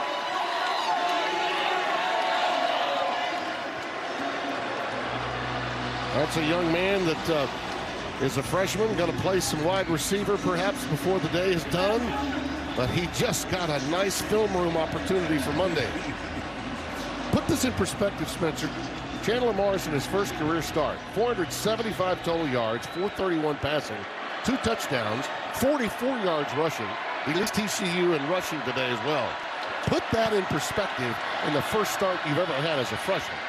Well, I will make a comment that after this play, if it's non-consequential to me, the bottom line, if you have a new player inserted into a scheme and the benefit of those 20 hours you have in a week to prepare for them have not been dedicated to their skill set, you're going to come into this game with an advantage. And that's what Doug Meacham has basically exploited today. I was not sure it was going to last for 60, but it has. I mean, because usually at the halftime, with the guy with the acumen defensively as Dave Aranda, make adjustments. They've not been able to. Well, let's put this in perspective also for Baylor to control their Big 12 destiny. They've got to make up ground, and they got to make it up now.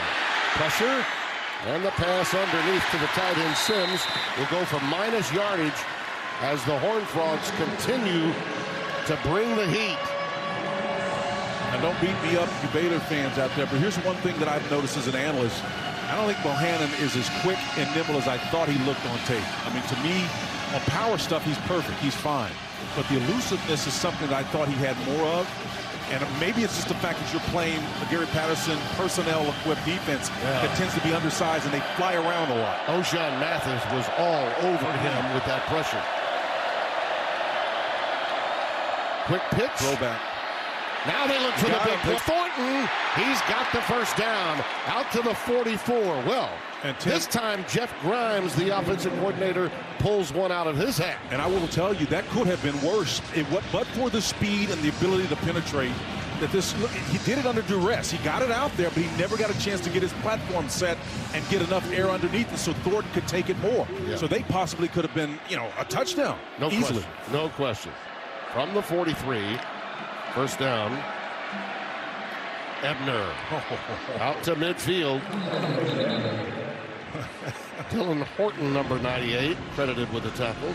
I tell you what, Luke Radford came flying out of that weak safety position, man. Ebner, lucky he didn't get that one head on, because that would have been what we call a burp back in the day. Someday on Fox this afternoon, Ohio State got all they wanted from Nebraska. Michigan and Indiana coming up later tonight. But right now, a lot at stake in the Big 12. Smith powers his way to the 46. That is exactly what they need more of. Jeroy Hodge, number 6, makes the stop. They've not been able to get their big backs lathered up and downhill the way they normally do. And Dave Aranda knows that, and it's really undermining what his offensive coordinator, Jeff Grimes, wants to do. You know, we talked about as a theme, being able to make a defense respect your ability to advance the ball via the air or the ground when you want to. That's what he says balance is to him. If you can't be physical, you can't do that. Smith lost his footing. A flag comes down late as he goes down. When you look at the way the game's going, Spencer, TCU could play ball control. If they get a stop here, Baylor is going to be in a world of hurt. Baylor must get something out of this drive. I think Jared Kill is sensing this team is on the Personal foul, face mask, number 95, defense. The 15-yard penalty will be added to the end of the run. Automatic first down. Terrell Cooper, the captain, senior from Lindale, Texas, gets caught. And he's played well. He taps himself on the breastplate. He says, yeah, that's my bad. That's me. That's on me. 95 right here working in a 3 technique. He's being double teamed. And that can get frustrating to a guy, Tim, when you're being double teamed and you're trying to work outside. And Kill says, hey, what? I think it was Xavier Newman Johnson, part of that double team, the guard, rather than the tackle that got him. TCU's been penalized 106 yards, yet still lead by 9 points. Think about that. Penalized 106 and up 9. Smith down to the 28, stopped by Jamoy Hodge. It just seems like they're always around the ball. 3 or more jerseys. Dark jerseys versus those white jerseys, man, and they populate the ball really, really well. See, this game is slowing down now. Well, and I think that's what TCU really wants. Absolutely. Right? Absolutely. If you hold Baylor to just 2 more possessions, your likelihood of winning this game and pulling the upset is greatly enhanced. 2nd and 8. Smith, he just airlifted himself down to the 25 in the arms of D. Winters. That was a chilly reception there. Winters got him, though, in the end. And Timmy, once again, to your point about letting the clock tick, this is to TCU's advantage. 9-point lead. That's exactly what they're looking for, to run this out. It's more than a 1-possession game. Tick, tick, tick, tick, tick. And remember, that blocked field goal could have really paid dividends for Baylor if they were able to come back and score a couple of times. Ebner. That's a first down. Inside the 20 to the 19, a gain of 6. But that's okay. It does play into TCU's hands, Spencer, but this is really the first time in the second half we've seen Jeff Grimes' team play to their MO. I'm going to try to guess what Jeff's going to do here. I mean, I watched a fair amount of film as we look at Dave Aranda, the defensive mind. But you're in an offensive conundrum right now. You've got 6:59 left in this game. You haven't been lighting them up. You've been able to hit some big shots down, but you haven't been able to establish your physical pressure. How are you going to move the ball inside the red zone? Pressure underneath to Smith, and they've got that one covered up pretty well. Corey Bethley. Right there, Corey Bethley. 4-yard pickup. The ball is at the 15 now. Yeah, that's how you play it. The nose tackle Bentley did a wonderful job of spinning out of that. He's engaged with an offensive lineman, but being able to account for that and still make plays starts to work on the addition in favor of the defense. There's Grimes. Got a heck of a future. A pretty good present. Smith, the lone setback. He'll tote it. Bounces off one, spins down to the 10. P.J. Carter, number 7, has him wrapped up about a yard shy of the first down. Abram Smith went outside and then came back inside. He had an early one where he broke one when he spun in that similar fashion. He's got the first down this time, down to the 6-yard line. And I love it how Grant Miller just came in and mounted him and pushed him for an additional 2 yards. You know, he's working at the right guard position. 63, Grant Miller. 63. And again, Xavier Newman Johnson, Jacob Gall, and then Grant Miller. All 3 have center capabilities, Timothy, but they're all physical. Smith. And he got some physicality from TCU right there. Right at the point of attack. So now if you are Jeff Grimes, the coordinator, have you done enough to give TCU the sense that you will throw it down here or will you continue to run the football? Well, this is the 13th play of the drive coming up. You'd think it'd be the perfect opportunity for a little play action. No question about it. Let's just let the numbers determine this. Let's hit the tight end out right now. There it is. Touchdown. Tyquan Thornton yet again. Once again, right on cue, Podsy. Well, you got to get the tight end or the Z position. Either one of them up. Wycene was open earlier for them, and they got a great job with Dabney at tight end position. Now it's the same action. The slant route inside settles, and Thornton just uses those long arms to pluck that ball back in. Love it. Body control, bringing it back in. Hey, Jaquan Thornton's been a difference maker. 121 yards in the air. Second touchdown of this day. And his third 100-yard game of the year, the fourth of his career, and that much important extra point now makes it a 2-point game. Baylor had to have it there. Either 3 or 7, but they'll gladly take the 7. 50-yard years strong. Protect what matters most. That block was very large by T.J. Franklin, and this pick equally big for TCU's Keon Stewart. And the touchdown that was so big by TCU's Quentin Johnson, the difference game. And the next 5:04 will say a lot about the rest of the Big 12 race. You know, there's some high-end fans here, but that one right there is a 4-1 for the pull one. So much at stake. Score by quarter, you see. Looks so even, and yet in terms of the way the game has played out, TCU has outgained and in many respects outplayed. But teams like Baylor can win without being at their best. Is the rest of the way. Amari DiMarcano is the lone setback. Chandler Morris, the story of this day. And DiMarcano nudges it out to about the 25, 26-yard line. Siaka, 62, sophomore transfer from Salt Lake. So that'll stop things for the moment after a gain of 2. Interesting that Ron Roberts, the defensive coordinator for Baylor, came out in a cover 2 shell. I mean, it's not a surprise. Obviously, maybe you want to be more aggressive to get the ball back since you're down, you know, a couple points and accelerate the process there. Well, that is Brandon Coleman, number 77. The left guard. Now, here are the standings to talk again about how important it is. Remember, Oklahoma State had West Virginia today, and they've been taking care of business against them. They're going to be fine. So they will continue to win. Baylor will get Oklahoma next week. And, of course, the Sooners are going to be chilling and ready for that matchup because it's all in front of them. You know, their schedule is backloaded. So, too, is Oklahoma State and Baylor. Everybody really is. The Cowboys may be playing those home football on both sides of the ball. I think going to West Virginia and blowing them out says something. Baylor's remaining on to the last weekend to determine who the top 2 teams are for the Big 12 title game. And that pattern is complete to Darius Davis. What a throw. He got it to the 30. He's still got 5, maybe 6 yards to go for a first down. What a throw to avoid pressure and, again, to get back on platform and deliver a strike. Here's a nice job. See, pressure coming on the outside, on the edge, Tim, and he steps up as Morris finds his receiver open in the flat area. Just a brilliant all-afternoon way of executing for this young quarterback. The rubber meets the road on this play right here. This is big for both teams.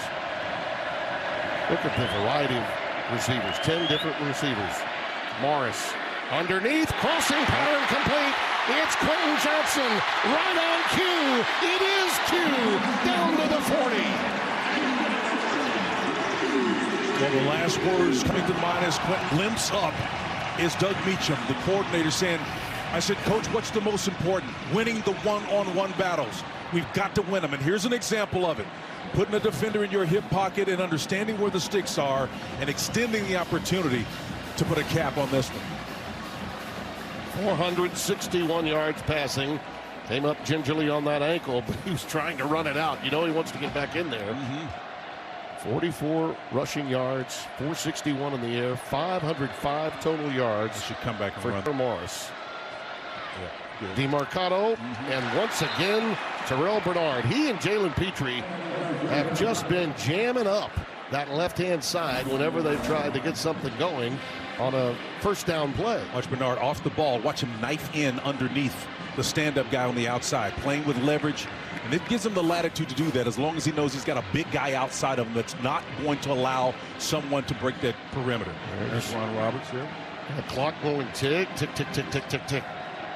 3 timeouts remaining for Baylor. Ron's coming out of that dual safety high, trying to defend the run. Now they're showing him faux 2. Here comes Petrie. He got away from him. My God. Morris away from him. Unbelievable. He's Houdini. Chandler Morris. Hello. And really, how do you do?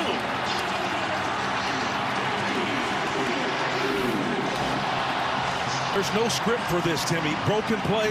Can you create? Can you extend? Can you make them miss? Yes, I can. Morris heads the opposite direction, keeping hope alive for that brighter day. And I'm telling you right now, these Horned Frogs are hopping mad, and they're looking good. I see. That's his 11th carry for 70 yards. Petrie had him. That's what you call, Spencer, a little slippery. Slippery like it's wet when it's not. That's a little Hollywoodian from the game back in the day right there. That kid has just been off the charts today. I've not seen an individual player as a redshirt freshman get his first start in any sport that's been any more impactful than this young man. I mean, the way he was hopping around there, he reminded me of Eric Metcalf back in the day. I tried to tackle this guy on the coverage unit. Yeah. He literally said to me, you thought you had me. Here's our moment of the game, sponsored by the new Coca-Cola Zero Sugar. Could it be the best Coke ever? Well, this is the best redshirt freshman ever at TCU. I don't know. Duggan might be in the transfer portal right here, Timmy. Nice job of bouncing it back to the outside and seating it going the opposite direction, showing you in a crunch, I can create with the best of them. This youngster right here has shown the world today that I can see through you. Opportunity. Now, Baylor's going to have to start using timeouts. 2:11 to play. 2nd and 10. 531 yards total. 461 and 7. That's unbelievable. I mean, a star is born today, man.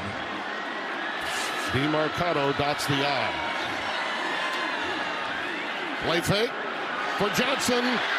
It is incomplete. Oh, what a great defensive play. Almost picked off by Morgan. Yeah, Christian Morgan came over to help out. Yeah, but Quentin had to turn into a defensive player. To me, the essence of that play was your receiver turning into a defender in real time and jarring that ball out. I mean, because you can see Johnson going up, trying to high point, and actually didn't high point.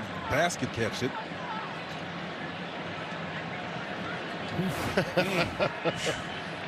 Yeah, it's maintaining your mentality while using so much of your physicality.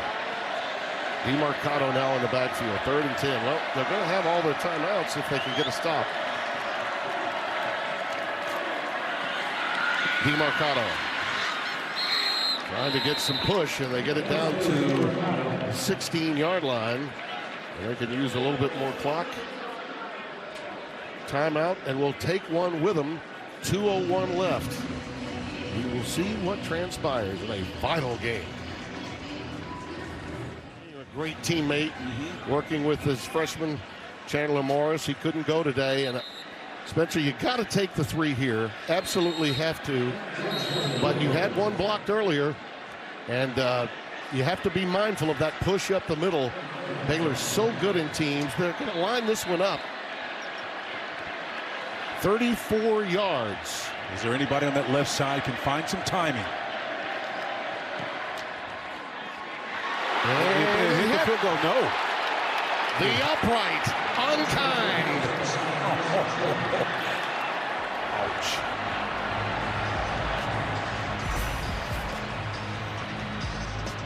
The equivalent of a basketball rim out. Oh my. The upright, unkind. For that.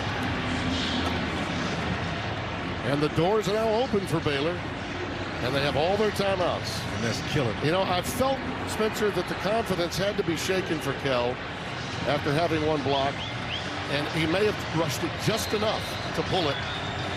Well, you know, they say he made 11 in a row, by the way, before that block, and now the doink. They say the inner game cannot not be played, and we can only surmise that that was the case there for what otherwise would have been a chip shot. So Baylor, if they want to control their destiny, have to get 3 to stay once beaten and take on Oklahoma next week. Season's on the line. Over the middle, Sims. He's got it at the 45. Wow. Carrying Horned Frogs past midfield. Big Ben Sims. He's a load. Jamoy Hodge holding on for dear life. Last season, he was tied for first for Baylor with 3 big catches against TCU. Here goes Ebner now. Flag down. He's down at the 49. Well, that was amazing, that last play while they sort the flag out. Jamoy Hodge, man, is a big guy, about 225, gets drugged. So we got a flag and a down Horned Frog about the 50-yard line, Tim. Illegal substitution, defense, number 9. The player did not get off the field prior to the snap. 5-yard penalty, first down. Here's the previous play to Sims. By the way, the injured Horned Frog is O'Shawn Mathis. And so there's the penalty you see right there. The personnel adjusted. It's the pace and tempo that got him. You know, in these latter parts of the game, remember we talked about Dave Aranda. One of the things that they didn't do well earlier in the year is in their one loss to Oklahoma State, not getting the personnel groupings in there on and off the field. It is now in Texas Christian's situation where they have to figure out how to deal and manage this situation. This is why they only need 3. And Spencer, again, he had made 11 in a row, then the block. And, you know, most guys will tell you if the ball is pulled just a little, it's because you may have rushed it. And that picture tells it all. Dustin Denty and crew give you exactly the feeling that Jerry Kill had in real time. 1st and 5 now after the penalty. Ball at the 43-yard line. Hankins, the kicker, has a career-long 48. They need about another 15 yards, maybe 20. Nice. Ebner, beautiful change of direction. And it gives them plenty of yardage and a first down. Bradford runs him out. 2 things. Number 1, Bohanna knew where this ball was coming back. He turned and communicated to his back and said, this is where the cut lane is going to be. Again, the speed and quickness of this fast-flowing Frogs defense really betrayed him on that play, Tim, and he was able to get to the boundary as a result. Ebner remains the lone setback. Trips to the bottom of your screen. Keep an eye on number 9, Tyquan Thornton. He has been the go-to receiver in the second half at the bottom of your screen. Stretch to the edge. Ebner towards the boundary. Stop. Negligible gain. Horton, 98. The first to get there. They still have a long way to go. 2nd and 10. Horned Frogs played that about as well as they possibly can. Look at Haxton and Aranda on the sidelines trying to contemplate what the strategy will be. Need to get at least 12 more yards, Tim, before I would feel comfortable. R.J. Sneed has moved into the slot. Nice. That pass is picked off. Intercepted. Shadrick Banks.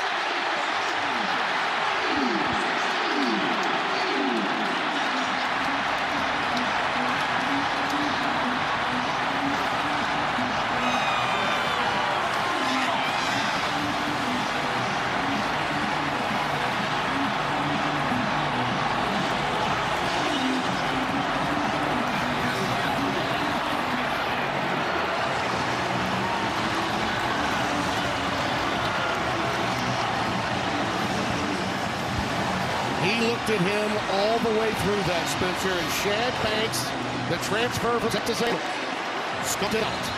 Shadrack said, me Shad, and I bet I go out of here with the win.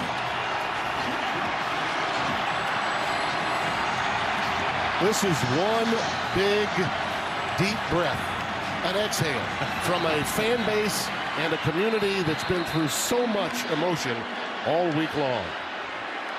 That narrative and that story, the eyes tell it, man. Yeah.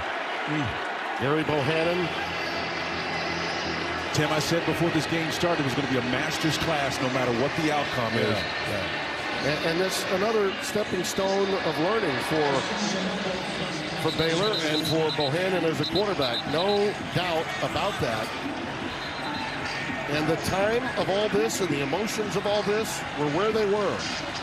And they took advantage of it. Absolutely took advantage of it. And he clearly eyed Sims all the way. All the way. He has eyeballs in, playing great defense, looking through to the quarterback, playing a man concept, Tim. Just wonderful design. I'm telling you, man, you can feel the emotion in this team right now. This puts Oklahoma State. This puts Oklahoma State in a great spot. No question. Dave Aranda's team will get its shot against Oklahoma next week, but it won't be quite worth what it might have been if not for this stop at TCU. And in college football, you hear people talk about trap game, sandwich game. I know you hear it ad nauseum. There's a reason for that. You never know what a young team will do when pushed to the nth degree. And that's why this game was so compelling, Tim.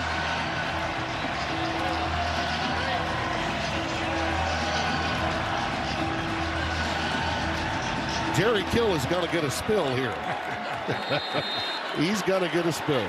And Gary Patterson, just around the corner near Hogan's Alley, is smiling from ear to ear as we speak. Well, people are going to speculate about what this win means, Tim. And the bottom line, you could make the argument that it's really as much about what was unleashed with this offense as anything else. Absolutely. Defense played inspired to be sure, but what Doug Meacham did was wonderful. A reminder, coming up, the College Football Extra. Presented by CryPro.com. Crypto, I beg your pardon. Crypto.com. Here comes the spillage.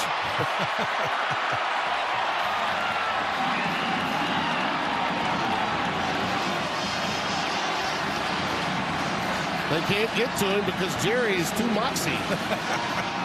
He's been at it too long.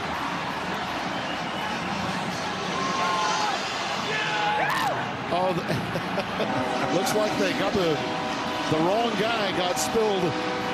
But what a moment. Here they come, man. Congratulations. There it is. We'll take the get back, coach. Jerry, take it all in, my friend. He's been at it for too long. Wow, that's incredible. That's why we do what we do, pal.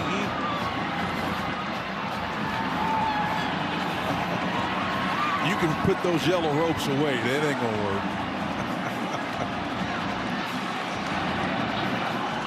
Gary Bohannon will grow from this. And many have said it would be a two-loss champion in this league. It could be. We don't know. Oklahoma still has a lot to prove. And again, I go back to this game. The outcome of this game, as it relates to the conference, Oklahoma State just got a big, big advantage moving forward. Somewhere in the middle of that sea of humanity is Jerry Kill. Another notch in his belt, Timmy. Well, he killed it today. He absolutely killed it today. I mean, they're still pouring out here, man. Chandler Morris, just with an unbelievable afternoon. 531 total yards. You know, and I admire Dave Aranda tremendously. He's watching all of this, and he's saying we're going to take from this what we must and grow our program as best we can. He's already been successful. He's basically inverted their win-loss record from a year ago, Timmy. Yeah. But this one hurts. Well, Wake Forest lost earlier today, the 9th-ranked team, but that does not measure up to the impact of this 12th-ranked team going down for what it means in the conference race, what it does for Oklahoma State, and the potential of them not only being involved in Bedlam at the end of the year, but also, dare I say, Bedlam 2.0 Absolutely. in the Big 12 championship. But Baylor can change all of that if they can upset Oklahoma next week.